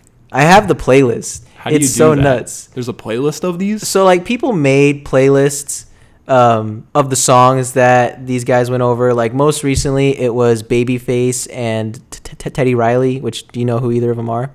I know Babyface. Yeah, so they're just huge producers from like our parents' era, which was like Babyface, like earliest work maybe late 70s or 80s, and then Riley all the way from like 80s, 90s, R&B, hip hop, everything. But yeah, I have a playlist of the Lil Jon and T-Pain songs that they played, and yeah, T-Pain coming out with Kanye West's Good Life was nuts. That's like and he did the stadium version where he did like the live performance version where like there's like a jump, nuts. There's like a drum breakdown in the middle that like takes it to a different place. They both came with their homework done, because even going through it, I forgot so much of what Lil Jon did either too. Like Lil Jon playing songs like excuse me. I don't really know like fucking anything about Lil Jon besides Turn Down for What. He just did a lot of older early 2000s hip hop bangers, like club bangers, street bangers. You'll hear the term like you wouldn't know about the song if you wasn't outside. Like that's like a common term. Like he made you wasn't outside music. And it was just nuts. It was cool to see them. It was cool to see all of them. These producer battles are getting better and better. I think RZA went against like fucking DJ Premier. I think it was RZA v Primo, dude. Yes, it was. It was RZA and Premier. That one was nuts. Oh man, there were so many deep Wu-Tang cuts that RZA played, and even non-Wu-Tang songs too that they played. But I rewatched the Wu-Tang Clan Tiny Desk concert recently. Really fucking good. And about the middle mark, like RZA or somebody winds up being like, I know that we were slated for 12 or 17 minutes, but how y'all feeling? We can keep doing this all day. And naturally the office is like, yeah. And they're like, because we love doing this. We can really do this all day. You know, we have songs for hours. And it's one of those things where it's like, if you work there, you should just be like, yes. You know what I mean? But then sure enough, like 8 minutes later, they're like, all right, we're done. And I'm just kind of like, no, you guys should have let them like go all day. That should have been an automatic keep going. As a group and as individuals work as well, they had enough to be going on for at least an hour set. For sure. No questions asked. Playing Wu-Tang songs and a bunch of their individual hits as well, they could have done an hour. Which I don't know if a lot of people know this, but to be an artist and to be able to put on play live songs in front of an audience for an hour, and your audience is tapped in. Maybe they don't know all the words, but for a majority of your songs, they know all the words. That requires a very, very, very large body of work. Very large body of work to be able to pull that off. So for them to be able to pull that off, that solidifies how good they've been over the years, even to this date. What's some other crazy Instagram stuff? Well, I guess quick, Isaiah Rashad played like 20 minutes of new music. He has a new song out yesterday or today. Sure, but if you go on YouTube, you got like 20 minutes of him. That one too, but going off of that, it's like a whole album basically. Top Dog is doing some cool shit. Where did you see that this week every day they're going to be releasing new music from their artists? Yo. So Absol was first, which was Monday or Sunday, I believe. Tuesday was Isaiah Rashad, or no, I think we're on the third. Tuesday was Zakari. Wednesday was Isaiah Rashad. I don't know who dropped today. Today was Isaiah Rashad. I need a SZA song. My week has been all messed up. She's up next for sure. I need a little bedroom anthem. She's in there for sure. Who's in your bedroom? What? Whoa, hey, oh, hey, whoa. I don't even mean like. I just mean for like fucking being introspective. No, just for being like introspective. Your words, not mine. That's I'm just messing with this you. This fucking guy. I want SZA music. I need him. I just mean for like lying down and looking at the ceiling, dude. Fucking. I want SZA music. I want SZA music curated by Top. What they did to her last album, Control, made it a perfect album. It's so good. It's so good. But other than that, yeah, they're putting out new music every week, which I can only assume is going to end with a single from Kendrick himself. Still have J-Rock, still have Schoolboy. You gotta say himself. Oh yeah, no, have to. He just in essence has like a little extra time. A lot of people aren't going to talk about it, but this is, I think, a slow rollout for Kendrick's response to Drake's moves that he's been making lately. For the past month and a half, 2 months now almost, Drake's been leaking little songs here and there. There's like a new Drake leak that comes out every day that ends up on SoundCloud, and they purposefully aren't taking them down. Like, this is how Drake is. Drake's at a point in his career now where if he wanted something taken down, it's taken down. Right now, this is a move that's been done before where they let those leaks circulate to build hype. And when it's Drake, yeah, you're going to build a lot of hype. I mean, based off of when Scorpion was released, it is Drake season. Like, it's album season very, very soon. He would have been slated for early summer. If COVID weren't happening, I guarantee you Drake would have been dropping an album in the early summer. I guarantee Rihanna is going to be dropping sometime this year too. But COVID did throw a lot of people out of whack. Rihanna's going to do what she fucking wants to do. She did like a really good print interview like last year or something like that, and like it was like the interview was print only, and it was conducted over the phone as well, and the person interviewing her was also like her friend. And so like it had like a really good vibe to it, you know. And I remember she asked her at one point like, so when's the new album coming? Haha. And like Rihanna was just like, shit girl, I don't know, whenever I feel like it. She was like, I'm not really into like making an album every year, doing what I think people think I'm supposed to do. She was like, I made the last album because that's what I needed to make at the time, and when I need to make that next album, you guys will have it, you know. And that's the way like I feel like I grew up experiencing and thinking of art in general, you know. I used to think of albums as my favorite band put out something and maybe I'll get something 3 or 4 years from now, or like, oh, a movie came out and maybe a sequel will come out in 3 or 4 years, you know. It's not like Madagascar 2 came out the year after Madagascar. You know what I mean? She's on like, she's waiting longer than Frank, bro. But what I'm saying is like, I guess just the way like I grew up, like that's the way I've always thought of art, and it's actually an adjustment for me to think of this whole artists have seasons and they got to be dropping every year and every bi-year and things like that, you know. And now that I'm older, like I do realize like, oh, 5 or 6 years really is a bit of time. That's like half a decade or whatever, you know. But the thing is like for me, like I can still throw on Anti and just be like, this is so fucking good and this satiates me, you know. So it's like I'm not trying to. Facts, and I'm not saying that they should. Fuck everybody who harasses her. Yeah, I don't want to rush Twitter Rihanna and her IG at all. I don't want her to rush at all. But it's been a long time. Rumors have been circulating, and proof has kind of been out there. Hence her single with Party that she was just on a month ago. This was angled to be the Rihanna year, and it's scary because for a lot of big artists and small artists, it's scary not knowing when Rihanna's coming, because if you're a relatively mid, like if JPEG dropped an album on the same weekend, the same week, the same month maybe. No, I'd say the same week. Same week that Rihanna dropped, he's fucked. He is not getting a lot of plays because all of the ad revenue he would have put into doing some interviews here, doing some interviews there, maybe doing some publications here, maybe throwing some ads here left and right, are gonna get just big boy squished by Rihanna, and a lot of artists know that. That's why like it's kind of no, this I know thing in the industry. they gotta. Yeah. They gotta move around each other, like it's kind of like a game of chess. It's like you don't know when certain people are coming. That's why I kind of went back to the Drake and the Kendrick thing, because traditionally, well, it's the same with movies at the box office. Because like a movie I really love called Moon. It wound up coming out like the same weekend as Avatar, so then it got pushed out of theaters. And it's a phenomenal movie that no one knows about and should know about. Yep. And it was directed by like David Bowie's son. Anyways. That happens in music more than we think. But yeah, no, I need Rihanna. I hope she gives us something for COVID. What if all the tracks on her album where normally it would be Drake vibing, it's Donald now? That would make me so happy. What do you mean?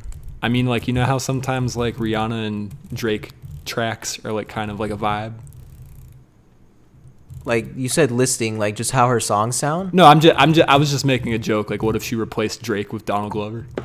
Oh, I was so thrown off. Like out of here. I was so thrown off. Drake. I was so thrown off. Like at first I was thinking Trump. I was like, what's Trump doing? I didn't say one. Oh, I said Donald. I was like, what? I was like, what's Trump doing on a Rihanna track list? I was what?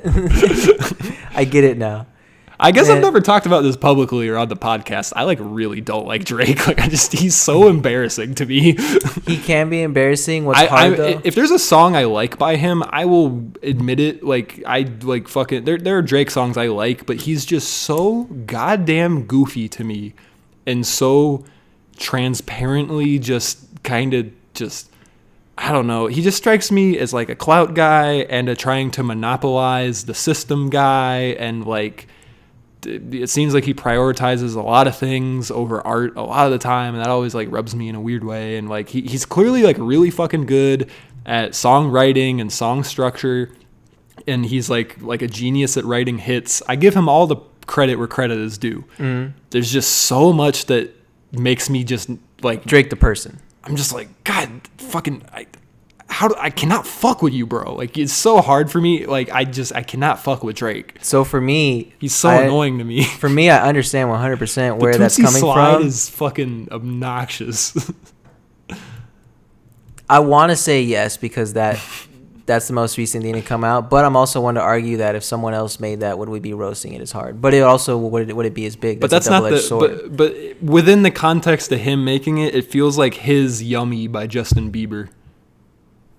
It's like, hey guys, here's my TikTok. Here's my TikTok anthem. Yeah, but in a way, I don't blame him because it's like, why wouldn't you do that? You know, what artist isn't? Because you don't have to. You don't have to, but especially in. You don't have to, but what does Drake have to do at this point? And that segues into what I want to say, and the reason why Drake still has so many stans and people who defend him from hip-hop, and even me, myself. I understand. Drake is corny. He can be very corny at times, extremely corny. But where I defend him is that seeing how he came up when people were demanding, you know, real hip-hop, real lyricism, real this or that, when the goalposts were way smaller, in like early 2010, late 2008, 2009 era, mixtape Drake era. Yeah. See, and I didn't listen to him back then, so I don't have that context. The context of the game at the time too really plays a role into why Drake is solidified into the person he is today and this star power that he has today. At the time, hip hop was in a stage where you could not rap about sensitive things and emotion and personal topics and it would get very far very well. Like, you had to be absolutely killing your pen game and your songwriting game and your promotion game and your luck game. Like, you had to hit all four corners of the magic square that makes people a star, and in order to rap about those types of things and then be able to get popular and get big. Thanks, the only people who were doing that before them that I can recollect off the top of my head was, if we go as far back as the Ghetto Boys. There was that song, "My Mind's Playing Tricks on Me." You've heard the instrumental. It's like do do do do do do great song. That song was one of the first songs in hip hop where rappers where they got very introspective, rapping about things that didn't portray them as aggressive or going out and doing things. It was their internal issues with themselves, the ghosts he sees in his room, like always being afraid of his enemies, like things like that PTSD. That was one of the earliest examples I can think of off the top of my head. And then after that, in the 2000s, the only other rap group and rappers that made it kind of big were the Slaughterhouse rappers, which were like Royce the 5'9", Joe Budden, and I'm having a huge brain fart right now. People are going to kill me for not being able to name the rest of Slaughterhouse. But Joe Budden, a lot of people forget, when he was in his prime after Pump It Up, yes, his one hit, his huge hit wonder, he was still rapping and dropped a lot of mixtapes. And he is a very, very, very good rapper. He is a very sensational songwriter. His pen is ridiculous, and he was overshadowed by being screwed over in his career.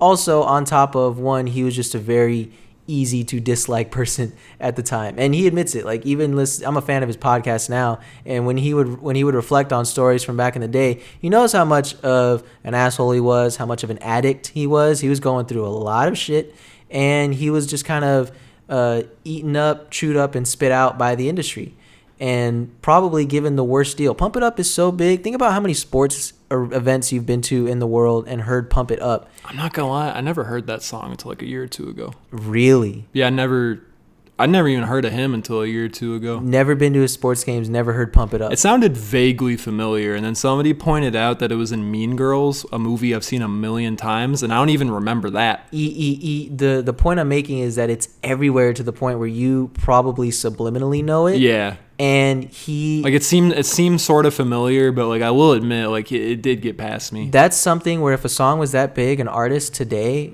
to have that song under his belt for almost 15 years, 20 years-ish, they would be making millions a year just off of royalties alone. I think he revealed in his podcast he's making maybe like $30,000-$40,000 a year from that song. In how many places it's being played and how many places That's wild. it's being royalty like paid for, whatever.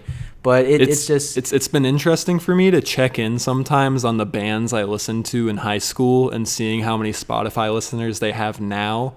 Like, I've been re-listening to Dad's Racist a lot lately, but it says they have, like, 40,000 monthly listeners. I'm like, oh, man. They're niche, yeah. I'm like, shit, they're like a local band. Which also, if you're a local band with 40,000 listeners, that's really fucking good. That's good. really fucking good. But sometimes that does exist, you know, but, like, those guys were, like, you know, they've worked with, like, really, really big names. Yeah. That's the only point. It exists, but going back, it's just Joe Budden was one of the earlier, more popular rappers of our modern day rappers of our time, who was rapping about his emotions, his problems, addiction stuff. Like it was deemed in a way kind of like emo rap. Slaughterhouse was doing that first, and then Drake took a lot of inspiration from them. Drake took what Slaughterhouse was rapping about and took it to the next level. His mixtape run was insane. The debut album was insane, and it was so big. And he also came up in an era where it was the MySpace era. Every college campus knew who Drake was during the mixtape era, and that's where a lot of artists in the early 2010s, like Wiz Khalifa and Mac Miller and Drake and Kid Cudi and all these rappers, they were touring at college campuses. You could go to a college and you could sell out a whole college My freshman year, Mac Miller played at ASU for free.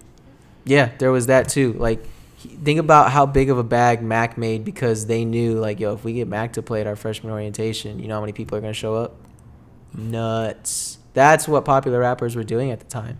So Drake, when he was rapping, not making like TikTok songs like he is today, and we got to remember, this was going on 10 years ago. This man's had a decade-long career, and he's still on what I think is an upward trajectory. Yeah, for sure. Insane for any era, any artist, ever, any genre, to be this big for a decade. It's one thing to be active and still making music and still doing some shows here and there, but Drake is at the top, and it's nuts. But where I give him the benefit of the doubt of all of this little corny stuff he'll do here and there, when he was rapping, he earned his stripes. He was killing the game. He helped push and helped pioneer this huge wave of different topics and themes that rappers are rapping about. He brought sort of this weird blend between like soft rap and R&B, this weird kind of blend, which you could argue birthed artists like The Weeknd and so on, and like how R&B took that whole shift. All I'm trying to say is Drake definitely earned it to a point now to where it's like, what can I expect of him at this point, you know? That's fine and all, but like my thing is just for anybody like Drake that. the person, still corny. Well, no, not even that. I mean, it honestly is maybe more I really was mostly talking about the music side like the whole time and how it relates to the person, because like it's him as a person that then goes into his decisions as a musician that like really fucking frustrates me, because it seems like he's just constantly trying to game the system, you know, and it's like less about, I don't know, like, because the things that like I really admire the most are things like the Rihanna story I told, where like she doesn't really give a shit about making a bunch of streams, you know, from like having to put out this new album the next year, feeling like I have to do this because the fans need this, or I need to stay relevant by doing this and having this like super perfectly plotted thing, you know. And like I think about like, well, you know why, right? And I think about like Tarantino and how like he wants to retire after 10 movies, so he has like a perfect repertoire. And you know, I think about Kanye and him having like pretty much a perfect discography. I'm not the hugest into Jesus is Kings. Like, that's like a different conversation. But like, I don't know. I just always like respect people who just kind of stay true to themselves and artistry and that sort of thing. So everything you just described, if anything, makes me dislike Drake even more, because now I'm thinking about how sad it is that a person like that now is like, all right, I'm going to make this multi-hour Scorpion album, and then after that I'm going to make a Care package, and I'm going to milk it out a little bit more from that, and I'm going to make this TikTok thing, and like, it's just...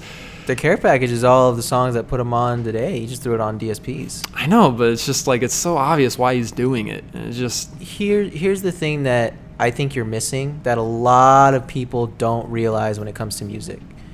Music is probably the... Actually, I think it is. The lowest, lowest, LOWEST, all caps, return on investment thing you can probably do in entertainment today.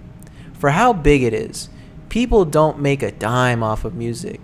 JPEG Mafia, with the millions of plays he has, well, maybe for the isn't famous making people, that much but movie. not if you're like a screenwriter or something. Music. We're going to stick to music right now. But you just said music out of all art forms. Which is why I want to say for how big it is.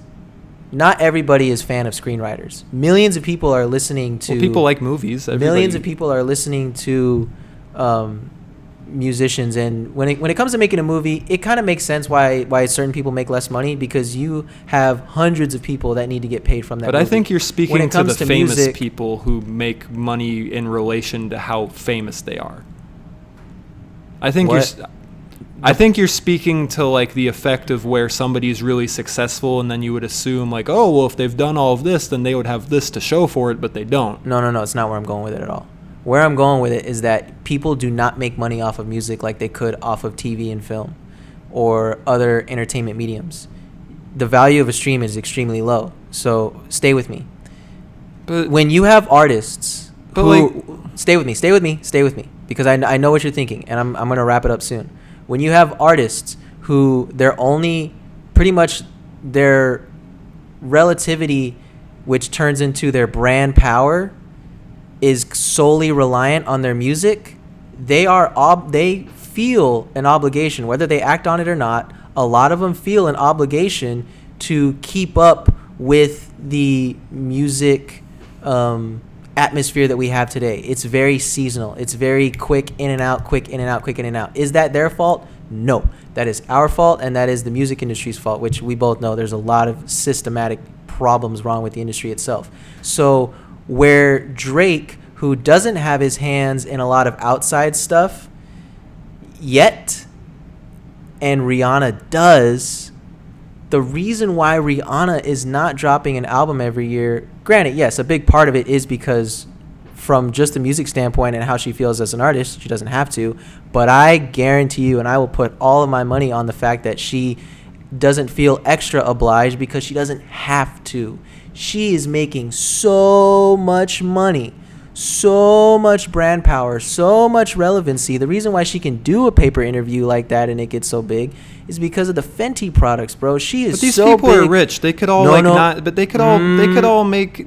Bro, he literally just had an entire magazine article about his like brand new mansion in addition to the other one he has. Like because of the music. He's the biggest music man in the world. Let's apply this to someone who's not as big as Drake. But that's what I'm saying. They could all not make another thing for the rest of their life and be fine. And so like what I'm saying. So why would Drake stop though? Is what I'm trying to because of what I just said. Because it's up to you to decide if that's important to you or not. And I think that the figures in history that wind up being respected the absolute most are the people who are like Frank or like Donald or like Kanye or like Tyler, who don't really bend to the will of the people or the industry, and they say, no, fuck you, I'm going to do what I want, and I'm going to hold out, and I'm not going to use social media in a traditional way, I'm not going to do album rollouts in a traditional way, I'm not going to do the new trend of the week, I'm going to do what I want to do because that's the only thing that's important. And when people do that, I think that they sense a feeling of authenticity and realness in the art that winds up connecting to people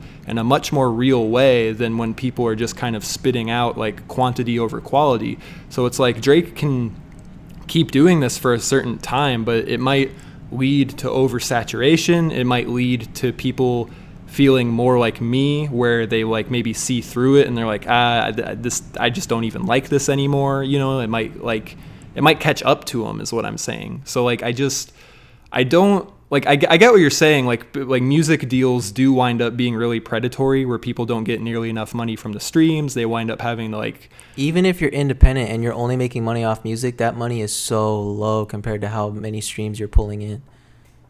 Okay. I get what you're saying, but the only thing I'm saying, and where Drake is a little bit different, is that I don't think Drake's conforming to the standards. I think that he's making the standard to a degree. Granted, well, like if anything, the standard, that's making the whole industry worse, because now he's making it to where younger artists have to do this shit too to even survive. So if anything, he's creating the precedent that you have to do all this goofy shit. It's a double-edged sword. Like, if anything, he's the problem. Let me backtrack and say he's making it. The standard became the standard because of us. We need to take full responsibility for that as an audience. I agree with that, yeah. We need to take full responsibility of that as an artist. We were pirating so much shit and not buying CDs. There were like 400 million songs downloaded per hour, I think, at one point in the early 2000s. You know that number would have been tripled, quadrupled by today if we didn't have streaming services. The music industry almost fell apart. Without streaming services, if torrenting was just left to go and do whatever, then nobody would have been making music because nobody would have been paid for it. Real quick, asterisk to that, people would have been making music for the fun of it, but it would have been hard to get these artists and to get these big collaborations and these career people because they're not making money from it. They wouldn't be able to make a living off of it. Not that I'm caping for the music industry at all. There's just a bunch of fuckery over there.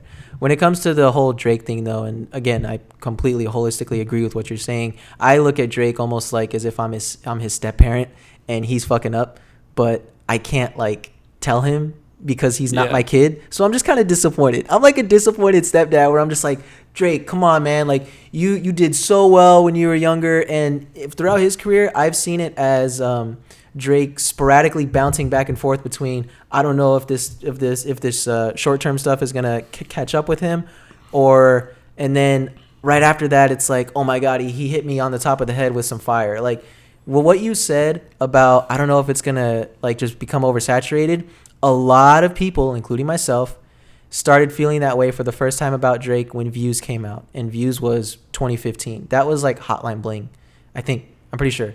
That was Hotline Bling, and that was like 2015, 2016, and he still lasted. We're 5 years later, and he's still here. That's like half of his career, and we're still here. And I'm like, oh my god, he's still here. So now it makes me think, oh my god, he still has time left. What's he gonna do? What's he gonna do? But I think the reason why I'm not taking it as personal anymore is because I was taking it very personally. I hated Drake. I didn't like anything he was doing. I thought he lost all his artistic integrity. But then I just realized, you know what, man? Like, Drake already gave me all of that artistic integrity. And if the man just wants to have fun and get his bag, because ultimately at that point, I think at the end of the day, even if it were me, because again, me and you sitting here, like if I was a dedicated artist doing what I used to be doing today, and I was like making it on my own, and I was just not surrounded by the millions that Drake is, it's easy for me to say I would stick to the artistic integrity. But when Drake is put in a position where he is now, to where he is kind of on top of the world, yes, he can be well off for the rest of his life.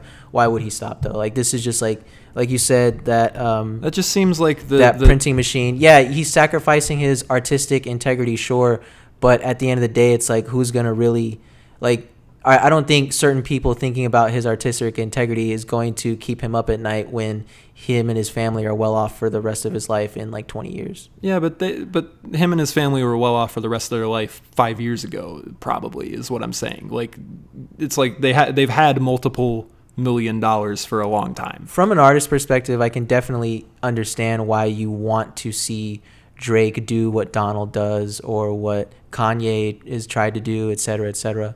But I think also to give him some bail.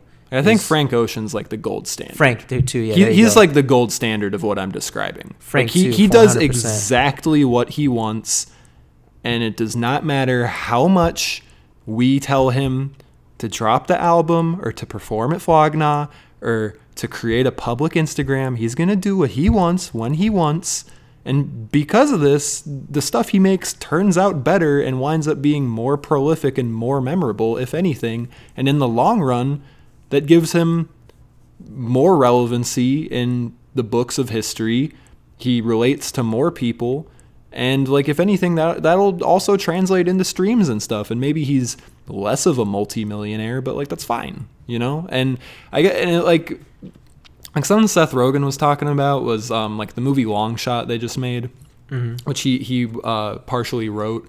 Like that movie was about a woman who was like running for president, but now all of the policies that she basically like used to believe in are like going out the window so that she can become president. You know, she's like cutting all these corners, and you know, his character is kind of like realizing this and like being like, hey man, like you kind of like suck now. And he was kind of saying how like the micro level meaning of this movie, you know, like plot versus story, is kind of like when people, you know, set forth to do something and then they get so into the woods, it's like if you were speaking to the younger version of yourself, would they like what they see? Would they be like, this isn't why we started doing this at all, you know? I just liked writing songs, or I just wanted to be a politician that changed the world, or I just wanted to be a filmmaker who made, you know, it's like they, you know, so it's like, I don't know, I just look at him as a dude just kind of constant, like he seems like the Jeff Bezos of rap. Like he's just like, I'm gonna start building rockets. It's a harsh reality, man, because where I give these artists bail is that once it all starts out a pen and a dream. Whether you're writing your movie script, whether you're writing your jokes for your comedy stand-up, or whether you're writing your music, it always starts out like that. Every artist is a fan. Everybody has those bright eyes where you're very pure and your intentions are very pure. And unfortunately, our society and our industry is set up in such a way where when you get in, you have to kind of play the game here and there. Where some people get really smart is they're able to play the game with some leverage. But either way, at the end of the day, I think they're playing the game. Donald Glover, let's not kid ourselves. He played the game a lot. Tina Fey helped put him in a position to where he would never be where he is, I think, without that help. Granted, everybody gets help. Everybody gets help. I'm not knocking him for his achievements on that, but the point I'm trying to make is that he had a writing job on a TV show, which didn't really translate into him getting an acting audition on a sitcom. Do you think that someone with a writing job on a TV show has more of a chance to be successful in any entertainment career than someone who does not? Well, no, but that's not like a clout thing. Like, I don't know. I'm not saying it's a clout thing. I'm saying everybody has help, and I'm saying once you get into the industry, you're not going to be successful just off of your purest intentions that you started out with. But that isn't playing the game. That's just somebody with an accomplishment under their belt. Playing the game as in, you know, like that's just something he did. How do I describe this? Do you understand what I'm trying to say? What I'm trying to say is it's easy to one, lose those pure intentions as you get further into the industry, realizing what you actually have to do in order to become successful, realizing the types of people you need to appeal to sometimes.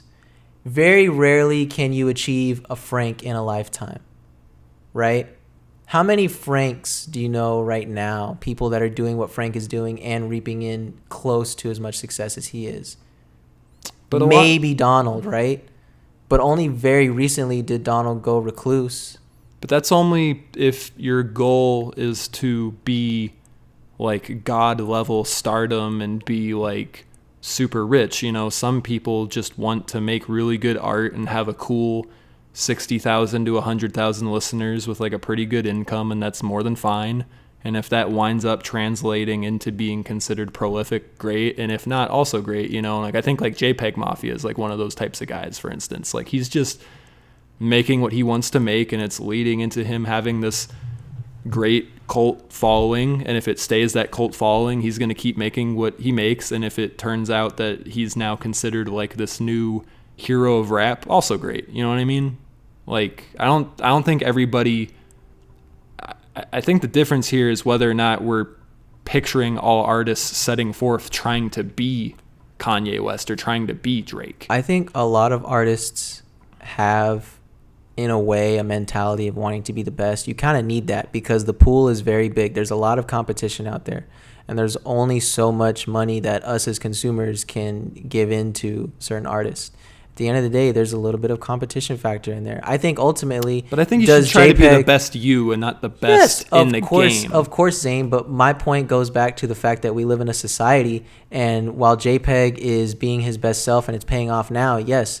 Do I think that he and many other artists of his stature and lower, specifically lower, are trying to do what they love and live off of it? Yes. Do we assume that JPEG is in a position now to where he can just live off music? Yeah, I think he can.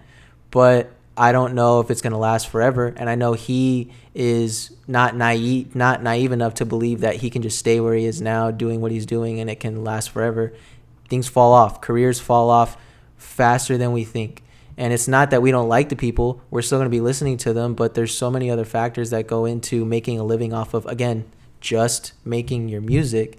That's why every artist out there has, personal brands or partners up with these people over there. They're just trying to pay the bills, bro. They're just trying to live and not have to get a part-time job while also work on what they're doing. But what I was just trying to say is, I think if you're trying to... I agree with you that you need to be competitive and try to be good, obviously, but I think that there's a difference between trying to be the best you can be and trying to be the best in the game. Because if your mindset is, I'm going to be the next Martin Scorsese or whatever, or I'm going to be the next Drake, it's then you're trying to hit it at all these angles where you're comparing yourself to other people constantly and you're trying to figure out what the flavor of the day is. But if you're just concerned at being the best you and the best version of yourself, then you're more concerned at self-improvement and making the best version of what you're already good at, which is why people are going to like you in the first place. This is where things get subjective, because that's how you would perceive a term like I'm trying to be the next great. That's how you would perceive it personally. How I perceive those topics is motivating me to be my best me, because I know that I can be that good. I'm not trying to be them. I know I can be that good, so I'm going to do the best I can, do the best work for myself, because I know I can be that good. It's a confidence thing. It's like a confidence booster. That's where I'm kind of speaking from. That's why I use that term.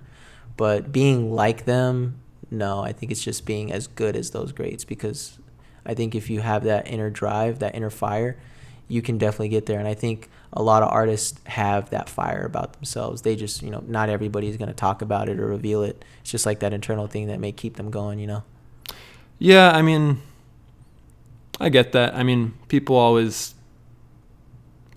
I all the time think about all the bands who I love so much from the 2010s who were at the top of the world of the alternative rock charts, and like I was saying earlier, now they might have a local band's worth of following, because things not even Imagine Dragons, they're not even relevant anymore, really, or I don't even really know what is in mainstream radio rock these days. But the point is, but the point is for instance, Passion Pit, one of the, or MGMT, some of those guys who are absolute on top, it's great that MGMT recently just put out a really, really fucking good, well-received comeback album, that brought them back up, which I think, if anything, is kind of indicative of what I was trying to describe earlier. But somebody like Passion Pit, who, it's before they were huge and on top of it, and now it's okay, well, now you're in your mid or late 30s and you have a lot of life left, and it doesn't look like you're going to be the big hit of the next while. So it's what do you do? And yeah, that's where I get if you have the mindset of I gotta stay on top of this and maintain because I don't want to go back. I get that, but I feel like it's very easy for that to slide into a gross territory where of course it can sometimes maybe do more damage faster because people will see through it and maybe it doesn't work. And we hear about it all the time. We see it happening all the time. I gotta plug in. Oh yeah, of course. We see it happening all the time.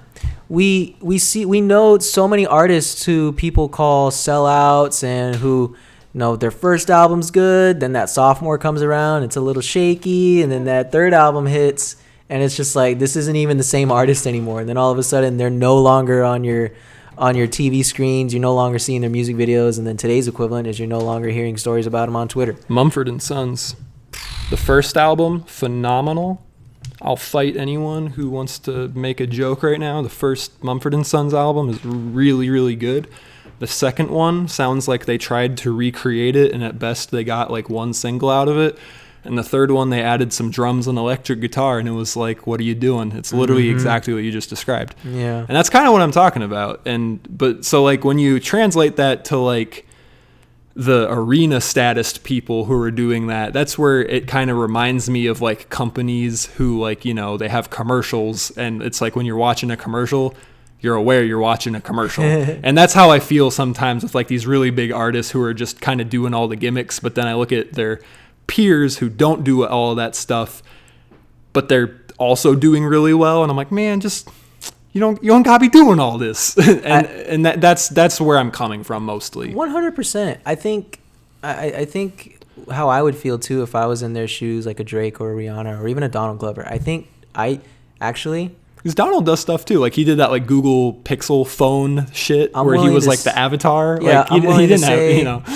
I'm willing to say Donald probably feels the most insecure of the three when it comes to what I'm about to talk about. The risk of what you put out, because for an artist like Rihanna, who's been around the block for a very long time, and Drake, who's been around the block for a very long time, know very well, you know, any album could be your last.